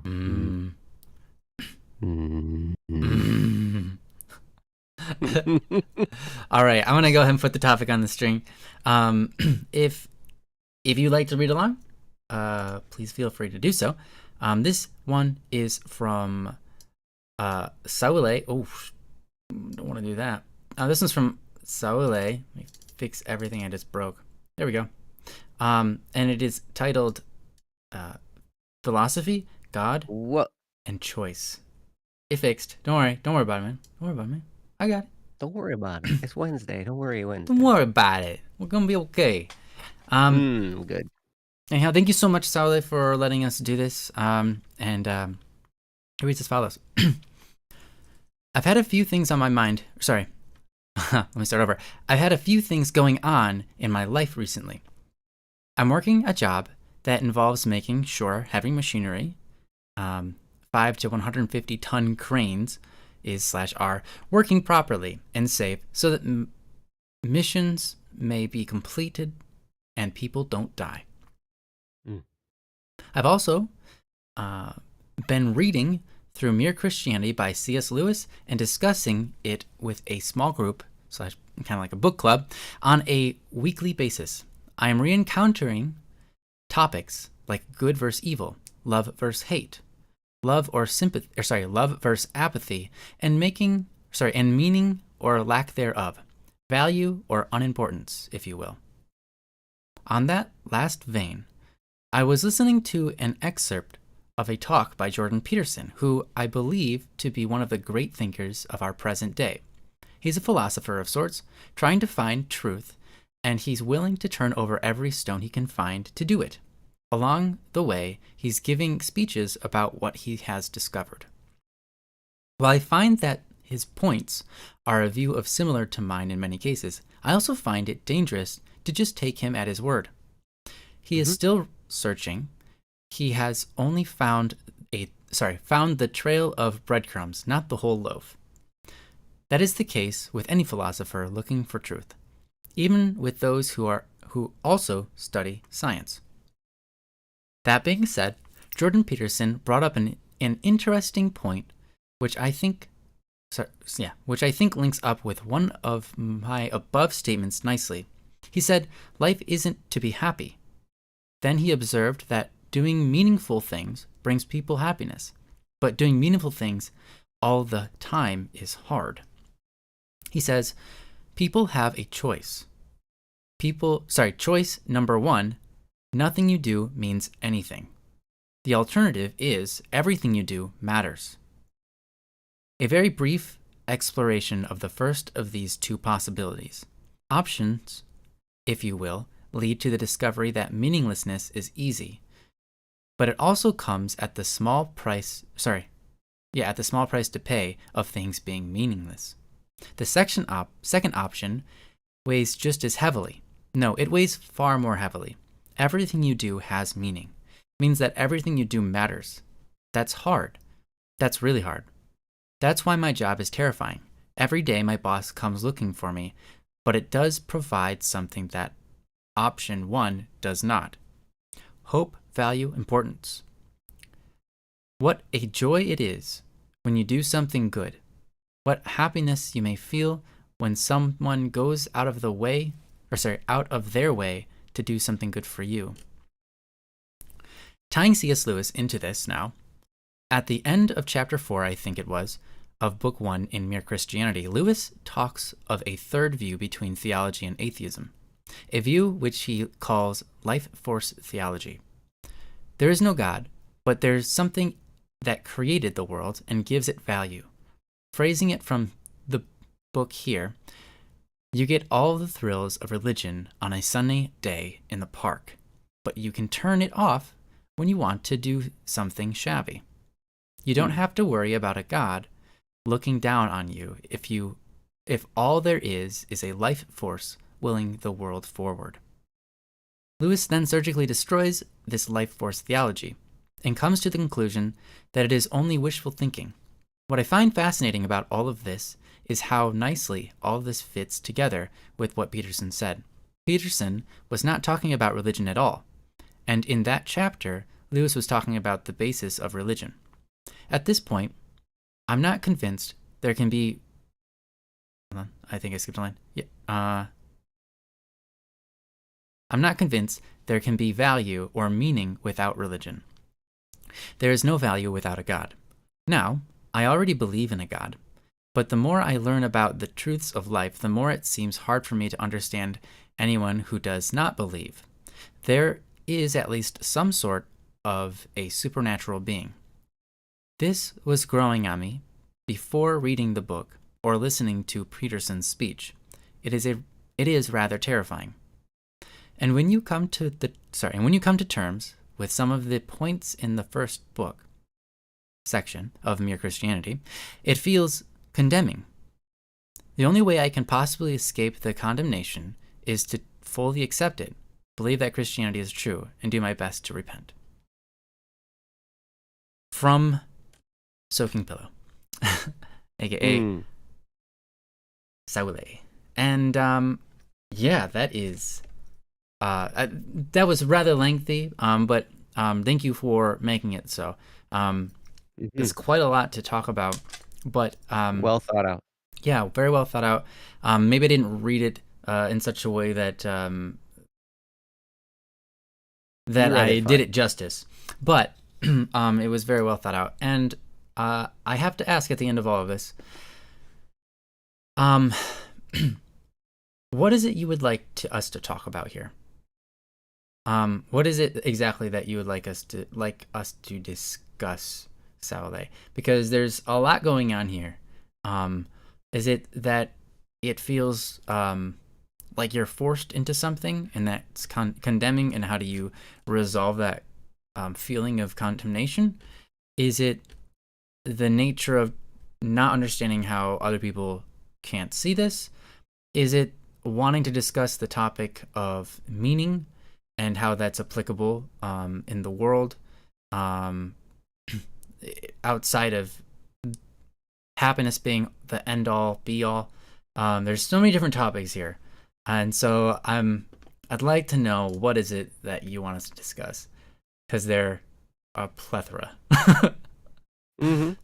All of And these it's things we okay. could go into deeply, and there's Mhm. uh, it's like And me several going into topics. any of this is scary right now. Mm, be terrified. I will be fired from Don't Worry Wednesday. Ooh, yes. Get Joe fired. Get Joe fired. No.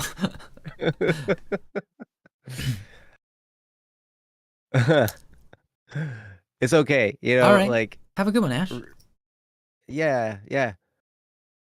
Religious topics are always interesting, especially for me right now. Meaning is Hmm. dangerous. How do we keep from despair with our shortcoming in being good?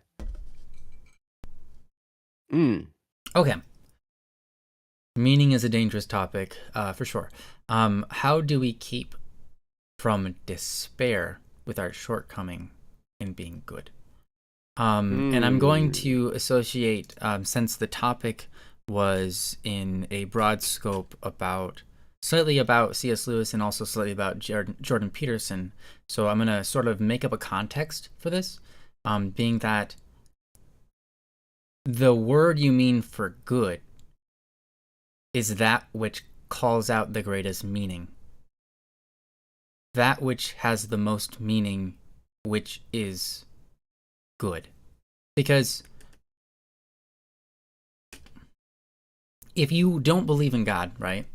For example, then you have a, it's called a summum bonum, which is like what you associate as the highest good.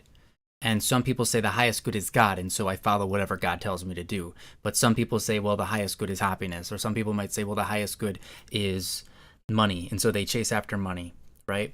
Um, because money is the thing which they can do the most with, and so on and so forth. So each individual might have their own highest good. So, and I bring that up because you're talking about Jordan Peterson, and Jordan Peterson again was talking about meaning, um, extracted, abstract from rather, um, religion, and so there's importance to that. Um, so that's why I'm bringing it up, and I don't know if that's appropriate, but um, because how do you deal with not being good enough? Is well, good enough for what? And I guess in this case, it's if you're talking about God, then it's like, well, that's perfection. What are you gonna do about it? Um, you can be your best, and there's a lot more we could talk about there, like that God's not oblivious to the fact that He made you imperfect, right? Um, but also God's not oblivious to the fact that you get choice. So that's one thing, right?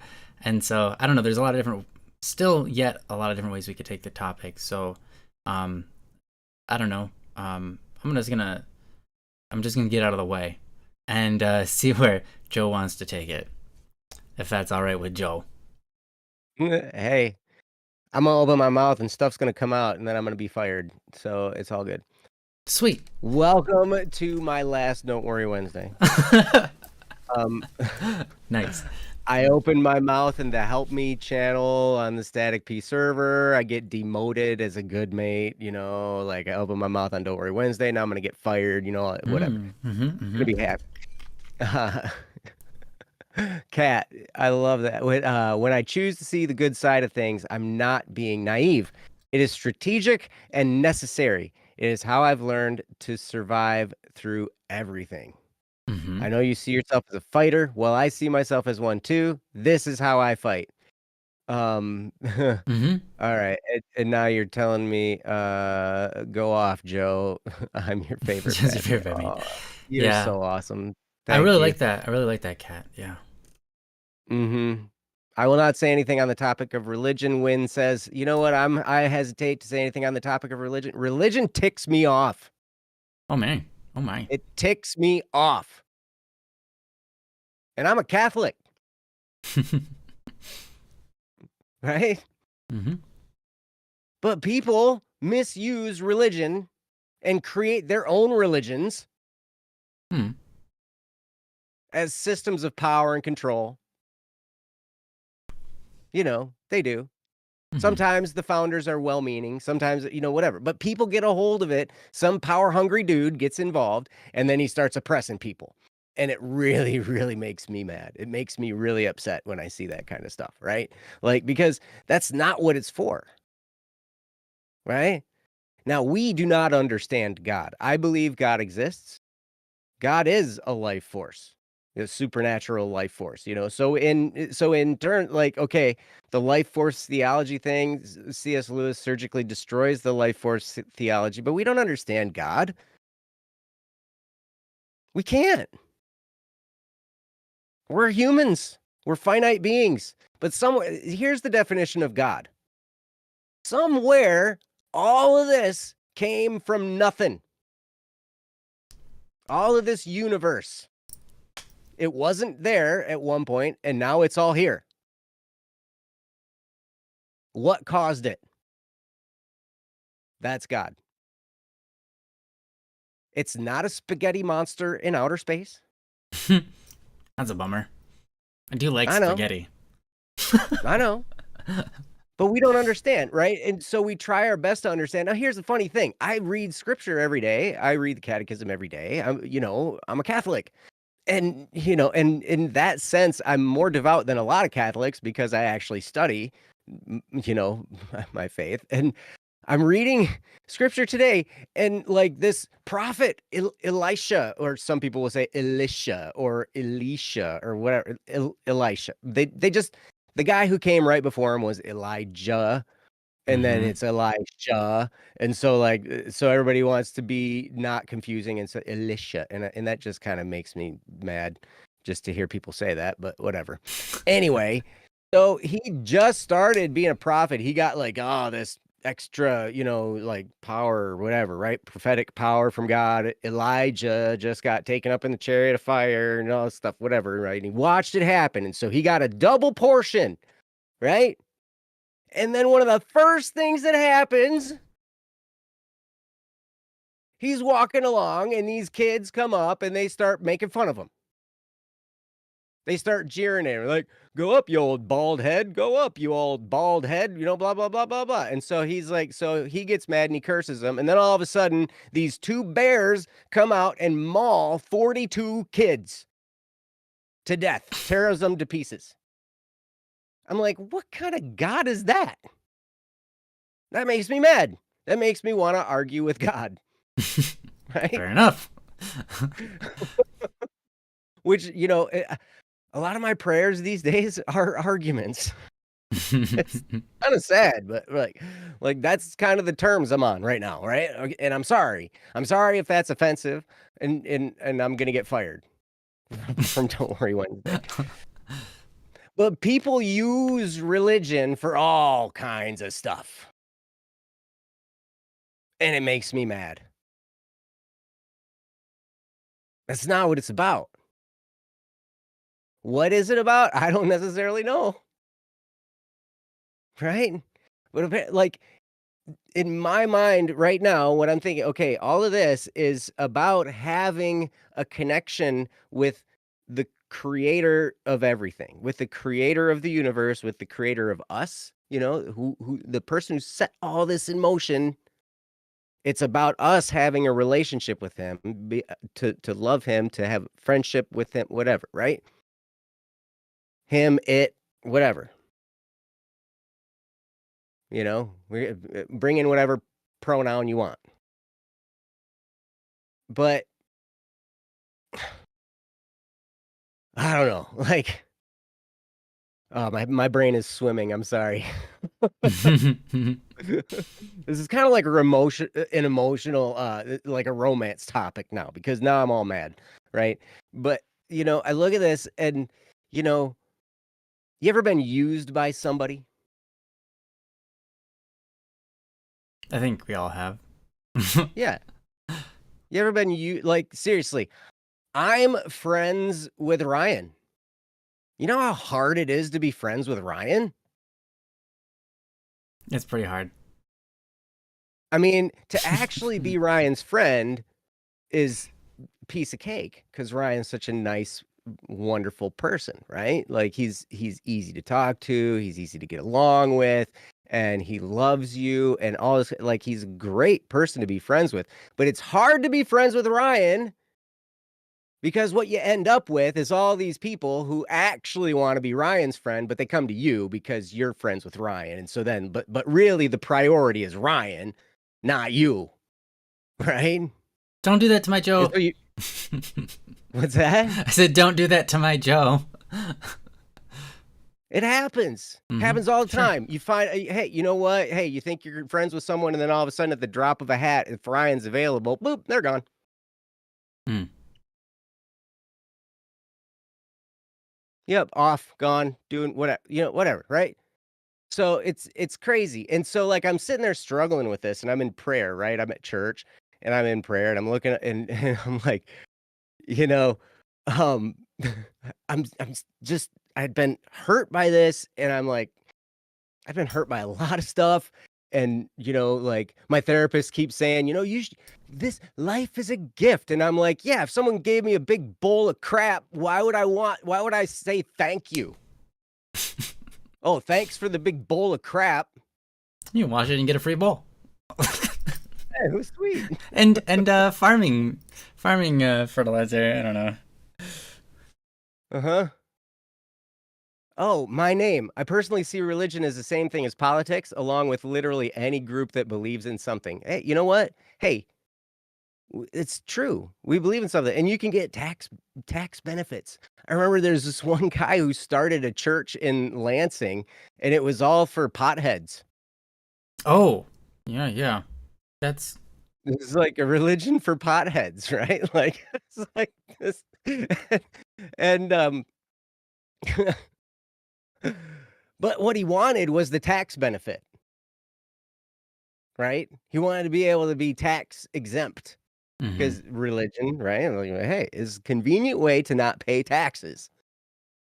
And we can all hang out and get high together, right? Like that was like his thing.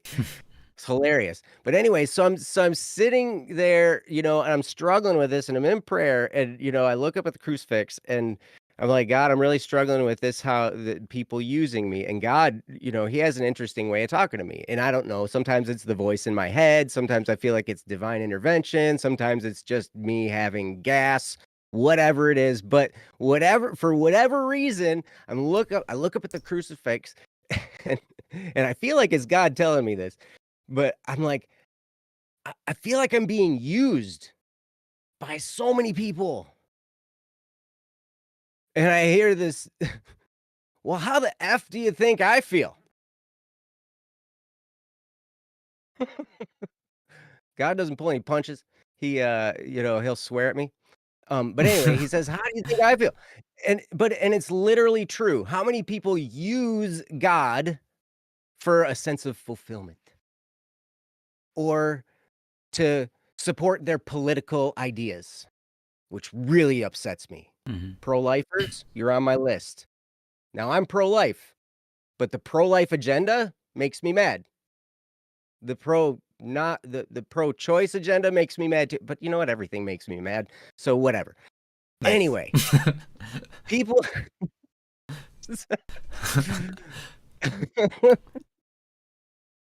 I'm digging a hole. It's gonna be great. Joe needs his own show. It's just like, welcome to the rant.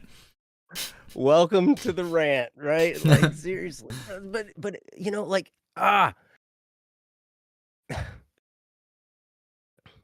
where was I going? I don't know. People use religion for their political ideas. They use religion for whatever. They might just use like a lot of Christian religions, a lot of them use this scare tactic of you're going to go to hell. And so people use God as a way to avoid hell. They're not interested in God. They're interested in not going to hell. They're like, hey, I want a forever vacation. I want to be like on the beach sipping Mai Tais for eternity. That sounds way better than burning and burning and burning for all eternity. Well, yeah. So they use God for their own ends. Right. And people use religion for their own ends. It's a ton of that. And what is meaning? How do we okay, what was the question? I gotta scroll back up. I gotta scroll back up. Da, da, da, da, da, da. The question, um, da, da, da, da. Meaning is dangerous. How do we keep from despair with our shortcomings and being good? That's a great question. I do not know how to answer that. I'm gonna defer that one to Ryan because I live in almost for people who are close to me, you know this, I live in an almost constant state of despair. After being abused for a long time, after and I'm putting together and putting my life back together, trying to heal, and every time, like, if I dig a little bit deeper, it's like a whole big another ball of garbage gets opened up, and I gotta deal with it, and then I'm crying during Criminal Idol songs, and I'm, like, all this it's crazy. But what is meaningful? I don't necessarily know. We have personal relationships with people. We're all connected in this crazy thing called existence that we didn't ask for. None of us asked to exist. And the really frustrating part for me is because I'm a Catholic and I believe that our souls and our lives go on for eternity, there's no end. I didn't ask to exist, and I will exist forever in one way, shape, or form. Whether it's just my life force energy, aka soul, that goes on to either eternal torment or eternal vacation, whatever. There's no way out. And so, against my will, I got thrown into this existence. So, what means anything?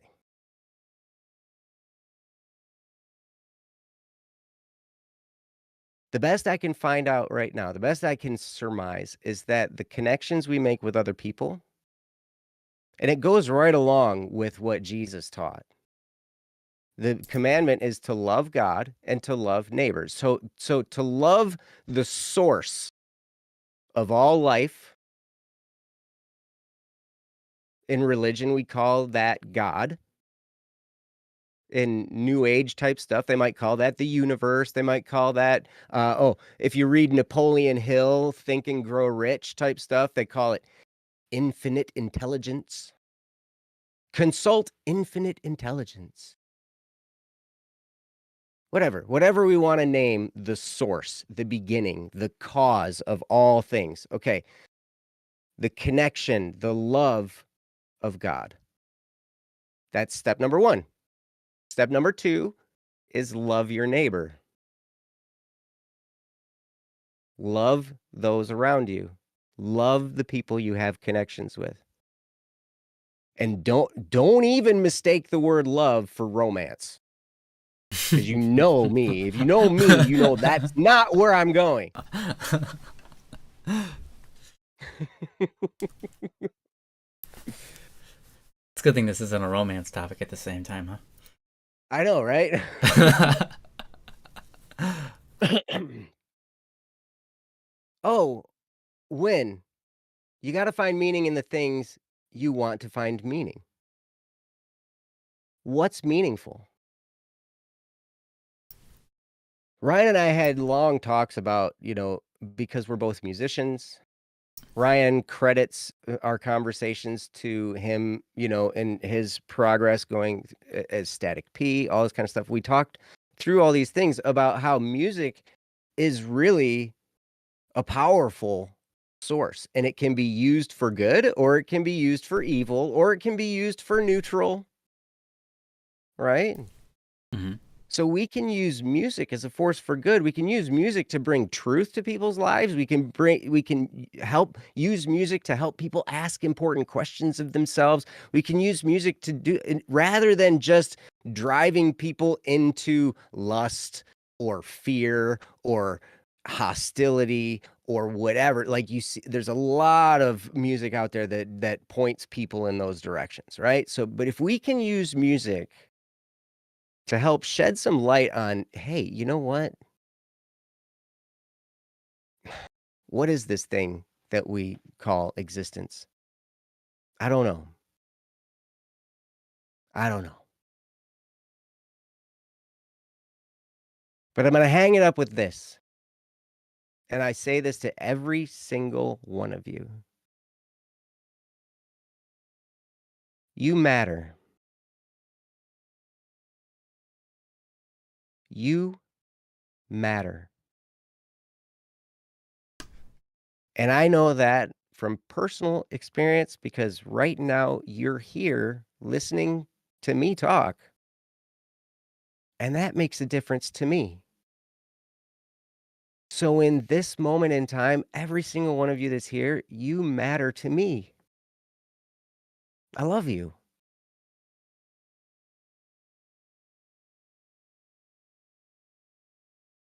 And now the trick is, I try to convince myself that I matter, that my life somehow matters. And when you're in despair, that's a hard pill to swallow. When you're despairing of everything, when you're despairing of existence itself, and like it's funny because now like one of the things like my kids will have something bad happen. This is bad. This is also going to get me fired. But they're like, no, it's my brother's fault. It was your fault. And I'm like, no, no, no. It's God's fault. He started the whole thing. At least they'll get away. I mean, that does get people to shut up. Like none of this would have happened without God starting the whole thing. God's Mm. fault, right? Like, but we get free will. We get to choose. We get, to choose. It's a choose your own adventure book, right? And we get thrown in here with all this stuff. We get thrown in here with all these other people, and people hurt us, and people help us. And we go through this life, and it's like, what means anything? I don't necessarily know. But for right now, for the experience that I'm having right now, every single one of you matters to me. And it makes a difference to me that you're here. And I hope that us being here makes a difference to you.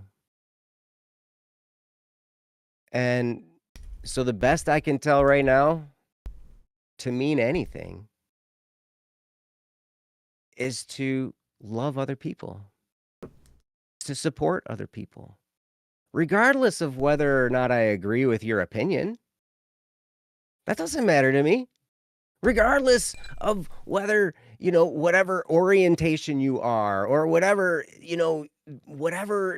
part you're struggling with or any of this stuff, you're important to me. And I love you. And you matter. And right now you matter to me. And that makes a huge difference. So thank you. Thank you guys for being here. And then I'm going to turn it over to Ryan because maybe Ryan has something better to say than listening to my angry I don't. angry anger. Your angry So, anger? Aw. my angry anger. You have I a. prefer antimatter. I love that. Win, you're awesome. Yeah. All right. Well, yeah, I mean, I will give you my best. I mean, I suppose I'm going to go back up and look at your question here. You say, how do we keep from despair with our shortcomings and being good? So, one thing about despair is this. I've said this a long time ago. It's worth repeating. And it's something that it's not intuitive. But once I'm done saying it, you're going to see that it's relatively intuitive. And that's despair. Despair, right, is often the thing that is in conflict with hope, right? When we're in despair, it means we have no hope, right? We're helpless. We can't do anything. And so despair is like the abyss, right? That's what despair is. It's the abyss. So sometimes in life, hope disguises itself as despair, and we mistake hope for despair. And I say that because hope begets all things, right? Hope creates all things because despair can't create anything. Despair is abyss. It's when you stop creating, right? You give up. And when you stop, right, you move backwards.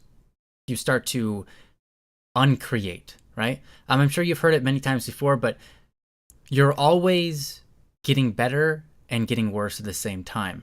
And whatever you're not working on, you're slowly getting worse at. And whatever you are working at, you're slowly getting better at. That's the general idea, right? It's not a perfect truth, but it's a relatively good and works well, right? And so if you are in despair, then you're not doing anything. You're embracing the abyss. And that means everything in you stops moving forward and starts moving backwards. I mean, you can think about it in terms of space, right? Space is constantly expanding. If you're not moving with it, it moves away from you. And that's sort of how we experience nature. Nature's going to move on with or without you. But if you don't move, you'll die, right? You have to move to feed yourself. You have to move to do anything, right? And so we buy into this idea on occasion that we're in despair. But the truth is that we're not in despair. We've adopted a hope for destruction, which is not the same thing as despair. We've adopted a hope for something that is mutated. It is not a good, but not necessarily a bad, but it's a hope. And the reason I say that is because if you were really in despair, if you are actually in despair, you wouldn't be compelled to complain. You wouldn't be compelled to even question the notion of what you should do. Hope is that which dresses itself up in rags and appears to us and says, this is what I am. I am hope. And we look at it and it can look awfully unattractive at times.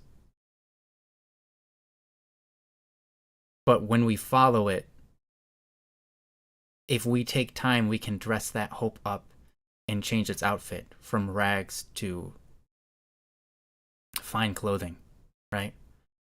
And so how do we keep ourselves from the despair of not owning up, not being able to do what is meaningful, what is good, right?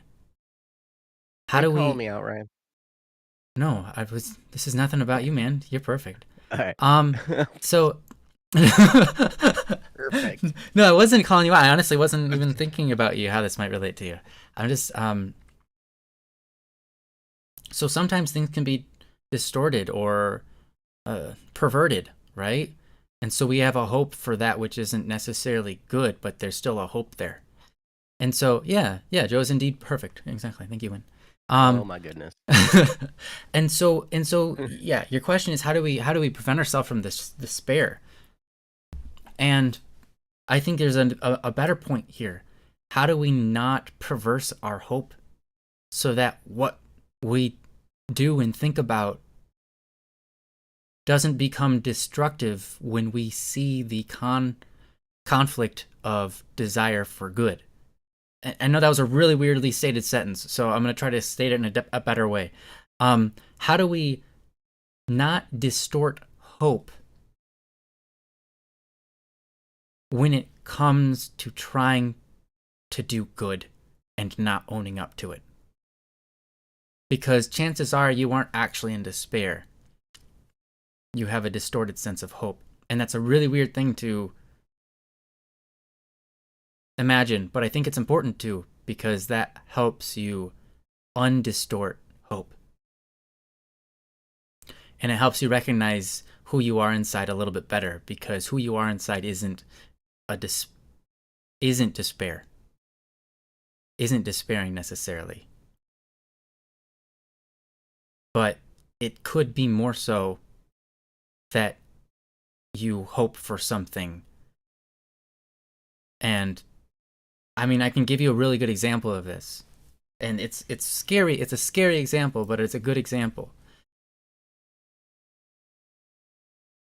People people make many arguments that the reason that the main reason we are compelled to stay alive in this world isn't because there's some sense of love or duty or goodness in doing so, but that's a natural mechanism in our brain that is ordered to the idea of running from death. So everything you do is an attempt to escape death. And so the reason we have social cultures, and the reason we have, the reason we make friends, the reason we breathe, the reason we make religion up, is because we're trying to escape the notion of death. Because death is something that compels us. We know that it's inherently in our biology. We know that it's not good for our biology. So we do everything in our power, including make up random ideas in our heads, such as religion, to escape that. But the problem with that idea, it has a name. It has a name. If anyone knows what that idea is called, it's a religion of sorts. It's not really a religion, but it's an idea. It's a fully material idea. It has nothing to do with spirit or anything. It just says that biologically this is the truth, and we don't know it's the truth. It's just that they are trying to say it is. Well, the issue with that is immediately, and many other things with many facets in life. One major issue is that we have people that commit suicide. So the people who are afraid of death, what they decide to do is commit suicide. And it's like, well, that doesn't make sense. Clearly, there's a disconnect there. And people who commit suicide might say, well, it's better for our society that I commit suicide. And so, well, that's not the case. That's not why people do it. And so,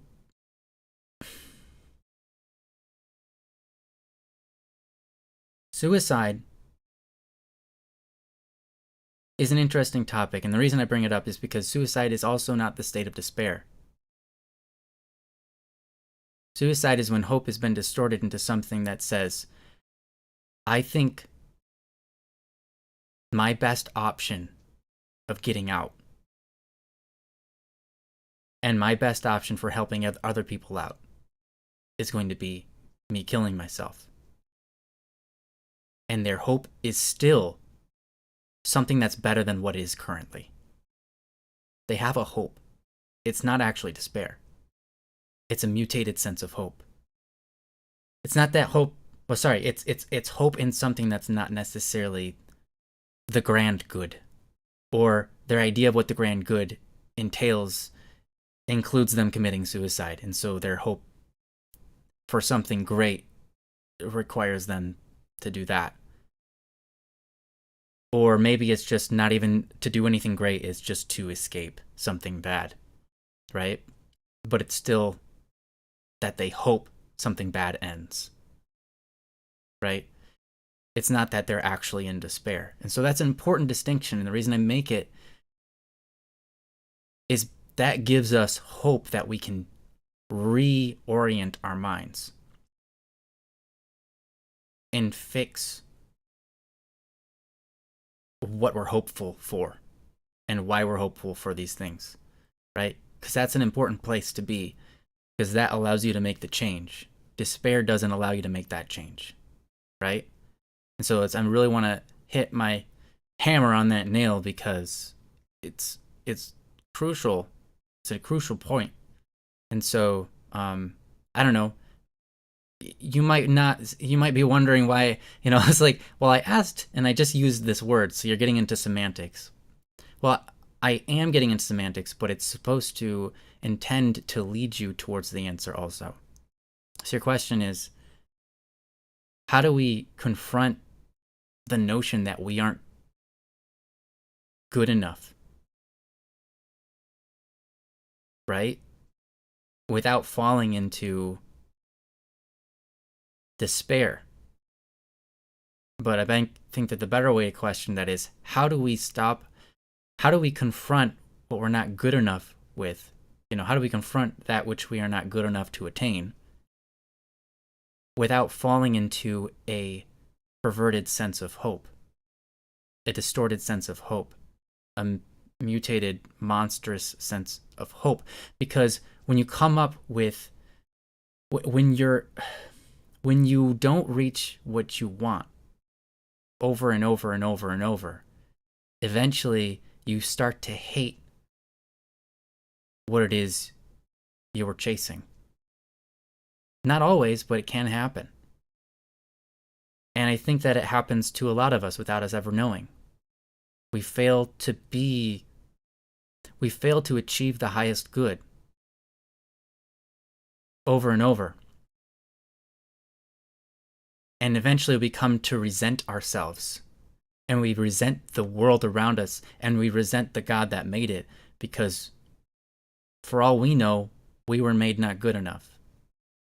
And so that's a very bad place to be.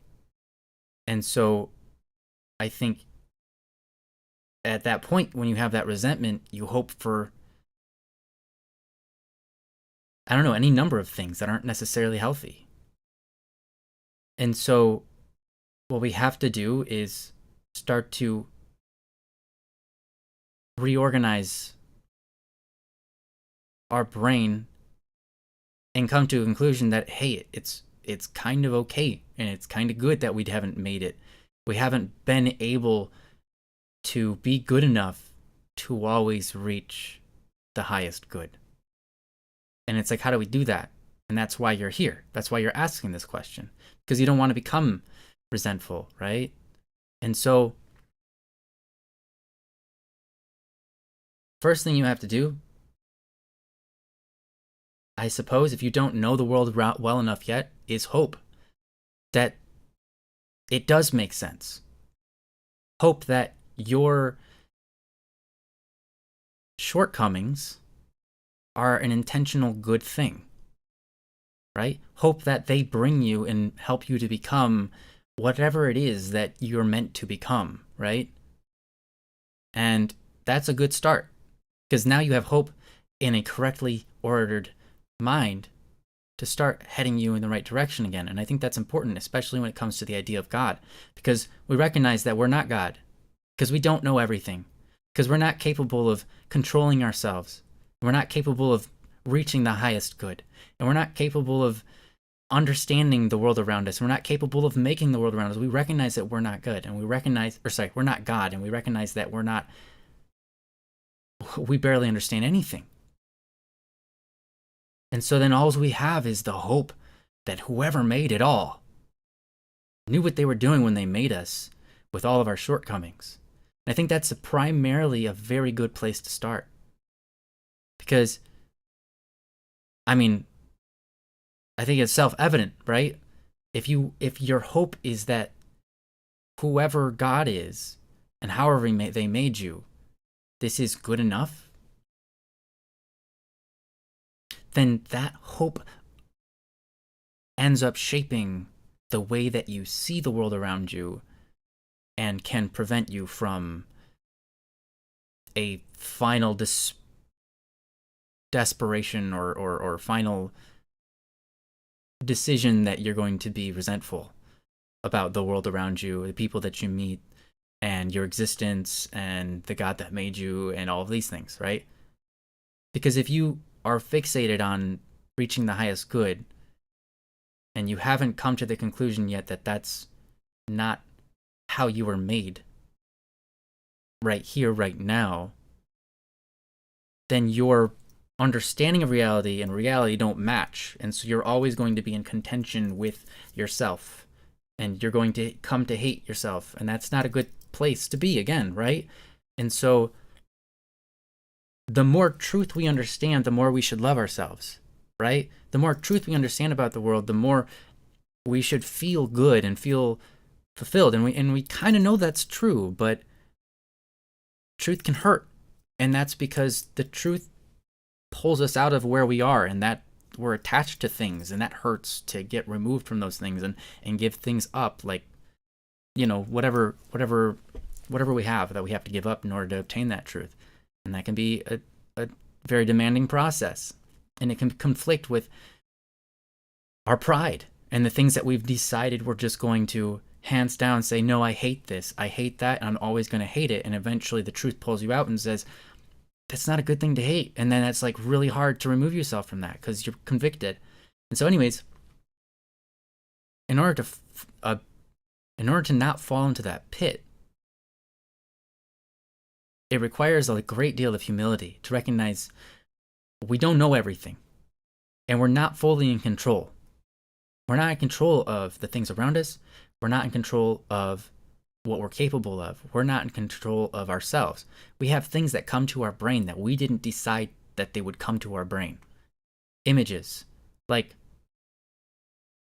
I don't know, maybe when you were a kid, you know, someone showed you some images that were inappropriate for you. And those things led you down you know, and they continue to haunt you today, you know, and led you down a wrong path in life. And you say, well, here I am, and how do I contest with that? And how do I, you know, and that's hard. And at some point, you have to realize that you aren't the one that's in control of yourself, and you have to forgive yourself for the things that you've seen. Because you can't change what you've seen. You've just seen it, and now it's in there. So how can you blame yourself? How can you, not that you should go off and just go to every whim and desire because you have these new whims and desires because someone showed you an image or something. You know, but that image shows you a side of reality, and when you meet what's good and beautiful and it contests with that, it makes you become a better person. And so when you encounter evil in the world or things that are just not right, and you stand up to it and you fix it, and maybe they overcome you for a while, right? And you become that evil, and then you overcome it inside of yourself. You become something has been created in you that would otherwise not have been possible ever. It's like when you get scarred, right? And that wound heals over. Sorry, you get a wound and it heals over into a scar. That scar tissue is much tougher, right? It's not its natural state. It isn't its natural state. It's a heightened state. And so what I'm trying to say here is part of getting over your dilemma of worrying about not being good enough is recognizing that not being good enough is one of your greatest assets, because it is that which allows you to make something of nothing, as if you were God. But you don't get to pick what those things are in your life. They present themselves. And so the way, I think one of the most beautiful ways to present it is when you let your heart be tenderized and softened by the world around you rather than made hard, right? Those wounds from the tenderizing conflicts, when they heal, maybe that requires forgiveness or whatever it is, you insert something that is holy into a scenario that never otherwise would have had holiness. right? Like, I'm going to give you an example. When someone hurts you, when someone means to hurt you and they hurt you, and it happens, and you decide, instead of building up a wall and making your heart hard and like a stone, you allow it to bleed and pump and feel that pain, and then not let it decide that you're going to block people out, but instead you're going to welcome people back in, and you choose to forgive that person who wronged you. You have just created into the world something that is inexplicably beautiful, which words can't even get at. But it's like you purified the wound. You've cleansed it because you've chosen to forgive, so you've purified it. And it's made you stronger. You're more enduring now. You can endure more pain now. And you've purified it. You've added like this holy, radiant element about you. When people see you and you've done this and they see you, they're like, wow, that person is radiating with incredible beauty, because they don't block me out when I try to enter into discussion or enter into a relationship with them. They don't block me out. And they radiate with this goodness. And that only happens because you allowed yourself to take the chance to get hurt. But it's not that you allowed yourself to, I guess. Because if it was your choice, you never would get hurt. But instead, we live in a world where we're not good enough to not get hurt. And so we get hurt. And I think all of that is really important. And it's kind of how you should look at the lens of what you're dealing with now. You can't expect yourself to be able to reach the highest good all the time. Because you have to fall. You have to be not good enough in order to make the most beautiful things in the world. And it's a really weird thing. You have to be not good enough so that both the angels and demons can play a part in your brain. Because if you were good enough, to the heck with the angels. They do nothing for you. To heck with God. He's not going to do anything for you. You're already good enough to reach the highest good. So to heck with God. You don't need him. You're already perfect. Well, part of making a relationship is being able to lean on each other. Part of making a good relationship is to recognize that the other person can do things for you that, and I mean, especially love, but, and love obviously requires free will and that sort of thing, but you have to recognize that in order to find the best relationship with God in life,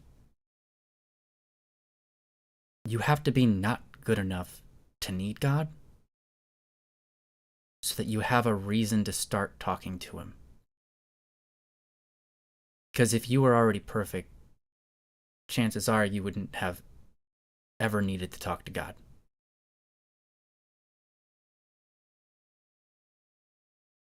And that's not the kind of world you want to live in.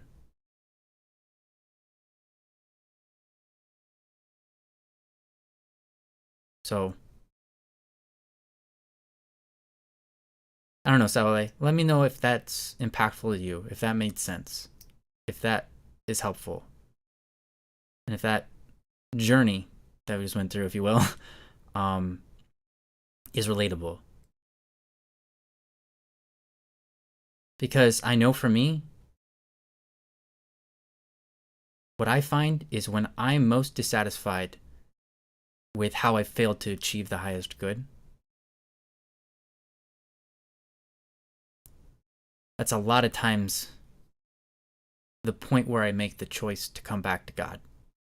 And the point where I make the choice to say, God, please help me with this. I'm not good enough here, and I keep on falling here. And so I keep on coming to you for this. And you keep on being silent. Yeah. So thank you. You ever go through that? Yep. Oh yeah, for sure, for sure. But yeah. Sorry for my outburst. Yeah, yeah, no, it's good. And silence is important too. Silence is an important thing. Um anyhow, um it's said that wherever we I'm going to go into a little bit of theology at the end here. I'm just going to go a little theology because we're here. Talked about God a little bit. You know, we wonder about like, well, why is there evil? Why is there demons and stuff? And there's a lot of good answer to that. But one of the things is demons attach themselves to you. And those are the things that put things in your brain, repeat images that you've seen when you were a child or whatever that you don't like, or that compel you to do things that you don't like that you did, right? Or they give you ideas. It's like, well, why would I do that? Why does it sound attractive? And I don't know if I should, like, why am I now doing it? You know?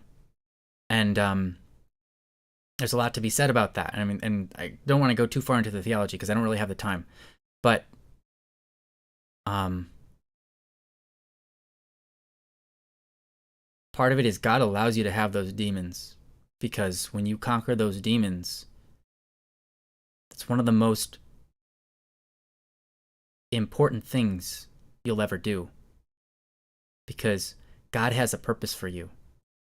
And part of that purpose is he will refine you by allowing the demons to torture you in a particular way in your brain or on your body or whatever it is, because that element of you is the element the demons don't want waking up. It's the element that they despise in you the most. And if it's the virtue of I don't know, of patience, you have a struggle with patience, and it's like demons are always on you about your patience, and it's like you can't have patience. Every time you're given a solemn moment to be patient, it's like your mind is filled with all these desires to not be patient. Like, let's go, let's go, let's go. You just hear it coming out of you, and you're like, why? Right? You're like, I always struggle with this. It's because that virtue is one of the best parts of you if you come to conquer it. And so part of it is that it's like, yeah, you have shortcomings. Those shortcomings are there because if you conquer them, you will do so much good with them that you never would have been able to do if you didn't have to conquer them, if you didn't have to pursue them and learn to be good with them. And so that's my final statement, is to recognize our shortcomings aren't meant to be worshipped or accepted. And so it's okay you don't accept them. But they are meant to be worked on. And they're not a mistake. They're not a bad thing. And they're okay. You know, I guess my final remark is, if you're a religious person, you believe in the Old Testament and, you know, etc. When God made you, he said, you know, he made everything and he called it good. But when God made Adam and Eve, God made humanity, he called it very good. And it's the first time he ever used that word, right? And I think I like to leave things at, well, if they're good enough for God, then they ought to be good enough for me. And if Adam and Eve both sinned, and God knew it, and they ate from the tree in the garden, God said that they were very good before even doing that, and yet he knew they were gonna do that. Whatever, right? It's like, if God thinks that they are very good, right, then I should come to accept that too, and just recognize, like, okay, look, I've got my shortcomings, just like Adam and Eve. God says I'm good enough, despite that. So I'll keep on aiming for God, because that's the best thing I can do, because that's the highest good, and that's what's going to give me the most meaning in life. Because all the best meaning in life is going to be associated with whatever the highest good is. Whatever that is for you, that's your God. And you got to have a personal relationship with that thing, whatever that is. You know, you got to attend to it frequently. And there you go. So, anyways, that's what I got. Um, yep. And we're super far over, but I'm gonna drop it there. So I hope that was hopeful or helpful. Um, and did some good things to your brain unit head part thing, and your heart too, and your shoulder,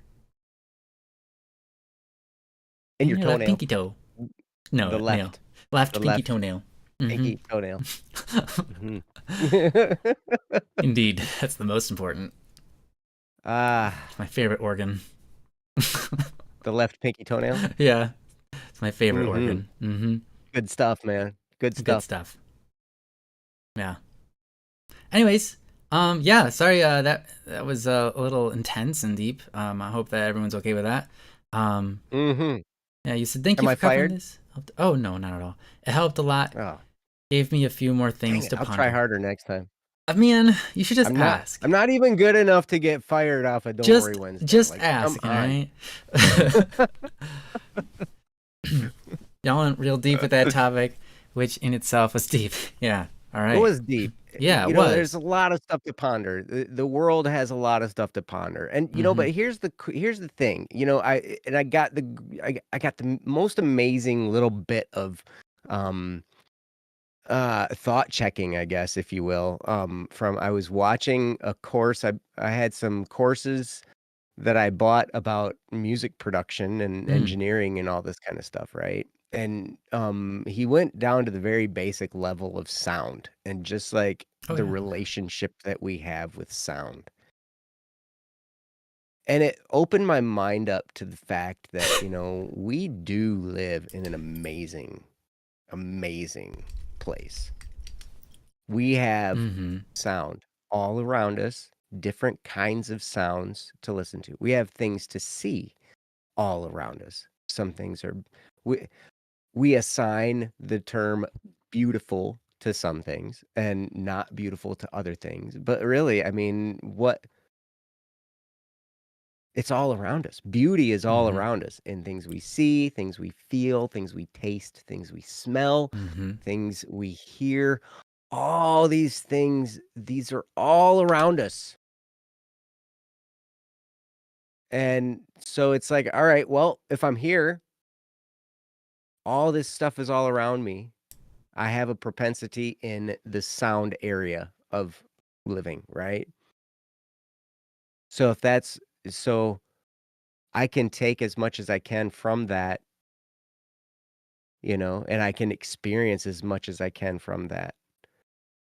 And even in the midst of deep pain, like Ryan was talking about, I mean like it's real easy to say allow yourself to be hurt. Oh yeah. And That's a lot easier to say than actually decide. Oh. mhm. Yeah, no, that's a terrifying thing, right? And and Scary. forgiveness does not necessarily mean welcoming them back into your Right. life. It doesn't mean like, hey, come back and hurt me again, please. There are people that you are good to distance yourself from. Mm-hmm. So forgiveness is not letting them off the hook, and it's not welcoming them back into your inner circle with open arms. That's not forgiveness. Forgiveness is releasing yourself from the bitterness of their actions. Right. Forgiveness is for you and your healing. Mm-hmm. It's not for them and their getting off the hook and being all in your good graces again, because sometimes people hurt you It can enough be for that, but it doesn't always have to be. that sometimes reconciliation and forgiveness are two different things. Right. All right. Forgiveness is for you to let go of the bitterness. Reconciliation is when two people patch up their differences and they get to be friends again, right? Right. Right. There's not always reconciliation with forgiveness, and Mm. it's okay. And sometimes you need to keep those people out of your life. You need to keep distance. You need to love them from a distance, I like to say. But anyway, I love what you said, Ryan. I don't have Thank you. any, if I start adding stuff to this, we're going to go till like midnight. You guys want to go to midnight? A 24-hour stream? No, just kidding. Yeah, sounds good. All Uh, right. Thank you all so much for sticking around with us, enjoying this. mhm. Does Don't Worry Wednesday always like this? Um, yeah, it can be. Just put in topics that you want Go us to to talk about. Go to go to don'tworrywednesday.com. don'tworrywednesday.com. Go to don'tworrywednesday.com if you have a topic that you'd like us to if you want hey, so now we know 2 different topics that make Joe fly off the handle. That's right. Romance and religion. They both start with R. Okay, so So we got come to up with an throw in R topic. all the R topics. Like, oh wait, and there's another one, racism. All right. Racism. Oh, Show. dude, that one really tweaks me. Oh my gosh. Yeah, there you go. Yep. Yep. But we'll hey, whatever topic you have, if you got some kind of issue going on that you're struggling with, even if it's just a little simple, like, hey, my friend and I had an argument, or whatever, like it Mm-hmm. could be they didn't serve Chipotle the other day at the conference I went to, and I really wanted Chipotle, and now I'm really mad about it. Like, Mm-hmm. like, and no, Let's we're talk not about it. sponsored by Chipotle. No, We should be, but but we could but be. hey, whatever. Yep. Just saying. Got nothing wrong with Chipotle. I wouldn't mind if Yeah, you guys want me to sponsor you. It's not a big deal. Um, yeah. Hey, Saul, hey, I know you like racing. There's a big difference between racing and racism. yeah. Oh man, it's Race a man's religion. That's right. That one's the one that's the topic. yep. If you can throw all those three things into one topic for Joe, I'll just let him have the whole show. Mhm. Oh yeah, that's awesome. My name. I personally love dealing with my own problems, but coming here Hmm. and listening to other people's views on stuff is fun. Hey, I'm Yeah. glad that you Hmm. found us, and I'm glad that you're enjoying it. Yeah. Thank you. Thank And you. yeah, absolutely. Deal with your own problems and, for sure. Because in essence, we all have to deal with our own problems, Hmm. right? Oh yeah. Sometimes it just helps to have fresh perspective once in a while. And that's, like I get that all the time, when I'm dealing with something emotionally, it helps to have somebody that's outside the situation and not emotionally tied to it Sure. to, kind of just lay out the landscape so I can be like, "Oh, I didn't even think about that because I was emotionally focused on this other thing," right? Like, so Hmm. we get in that game. But hey, I'm not telling. We're not here to fix anybody's problems. We can't do that for Yeah. sure. Yeah. Right. But fresh perspectives are good, and they can be helpful. Hmm. And Yeah. I. and sometimes it's entertaining to watch somebody get mad and yell. That's right. I actually I'm also someone who likes to solve all of my problems on my own, just contemplating. But I'll tell you what, um, listening to someone talk about the topic, even if they don't even give me the insight I'm looking for, my brain is thinking about the topic because they're talking about it and ends up going in places that I didn't think to go before. Just Mhm, because my brain is being forced to sit with the topic. And so my brain sometimes doesn't even listen to it doesn't take anything away from the speaker and learn anything that they're I already know all the stuff that they're saying. But yet again, somehow I'm finding these nooks and crannies in my own brain of new ideas and new ways to solve the problem. And so, even if you've heard maybe there's a CD that you like listening to or a book that you've read before that talks about a topic that you're struggling with, it can still be really helpful, even if you know everything it has to say, to just dive in there once more and allow your brain to open up a few more perspectives or a few more, pathways to mhm. solve your problems. I know that I've experienced that on a number of occasions. Yep.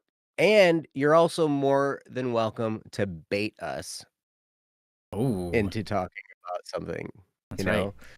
Even if it's not a situation you're dealing with, but just some kind you can go and say, "Hey, some weird philosophical topic or some weird, scientific topic or Hmm. something." You're more than willing to bait us into discussing something controversial. Yeah, yeah. Hey, I whatever. mean, we could do with a little bit more controversy on the controversy on this show, right? Because clearly our crowd isn't big enough yet.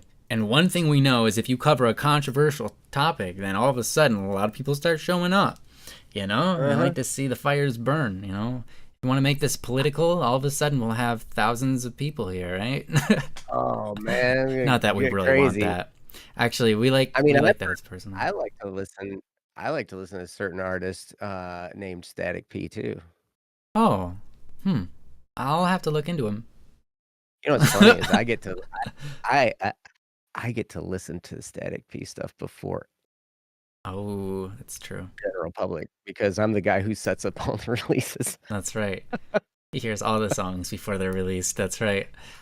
Yep, that's right. Oh, It's fun. cheater. No. I get to hear the songs before they're finished sometimes. It's just Yeah. even more fun. Mm-hmm. Yeah. That's fun.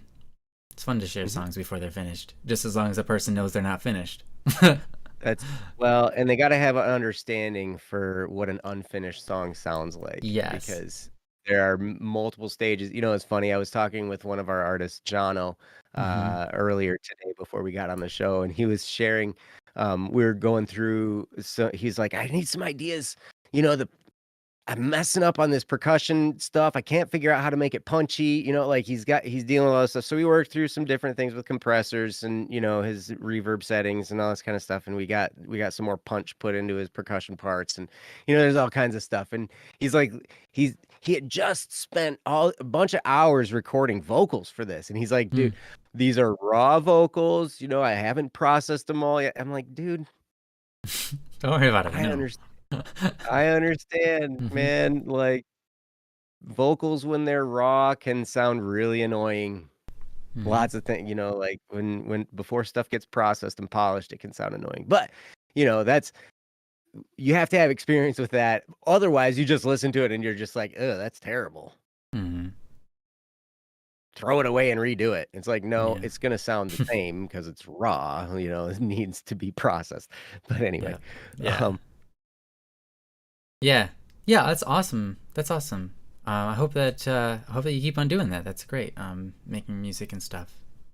Um, mhm. Do it. yeah. Make music, share it. Yeah. I Feel free to share it also with us. We post links. do it Miangoles or me, uh, Miangoles. Miangeles. Is it Mianglios. Mianglios? There we go. Mianglio.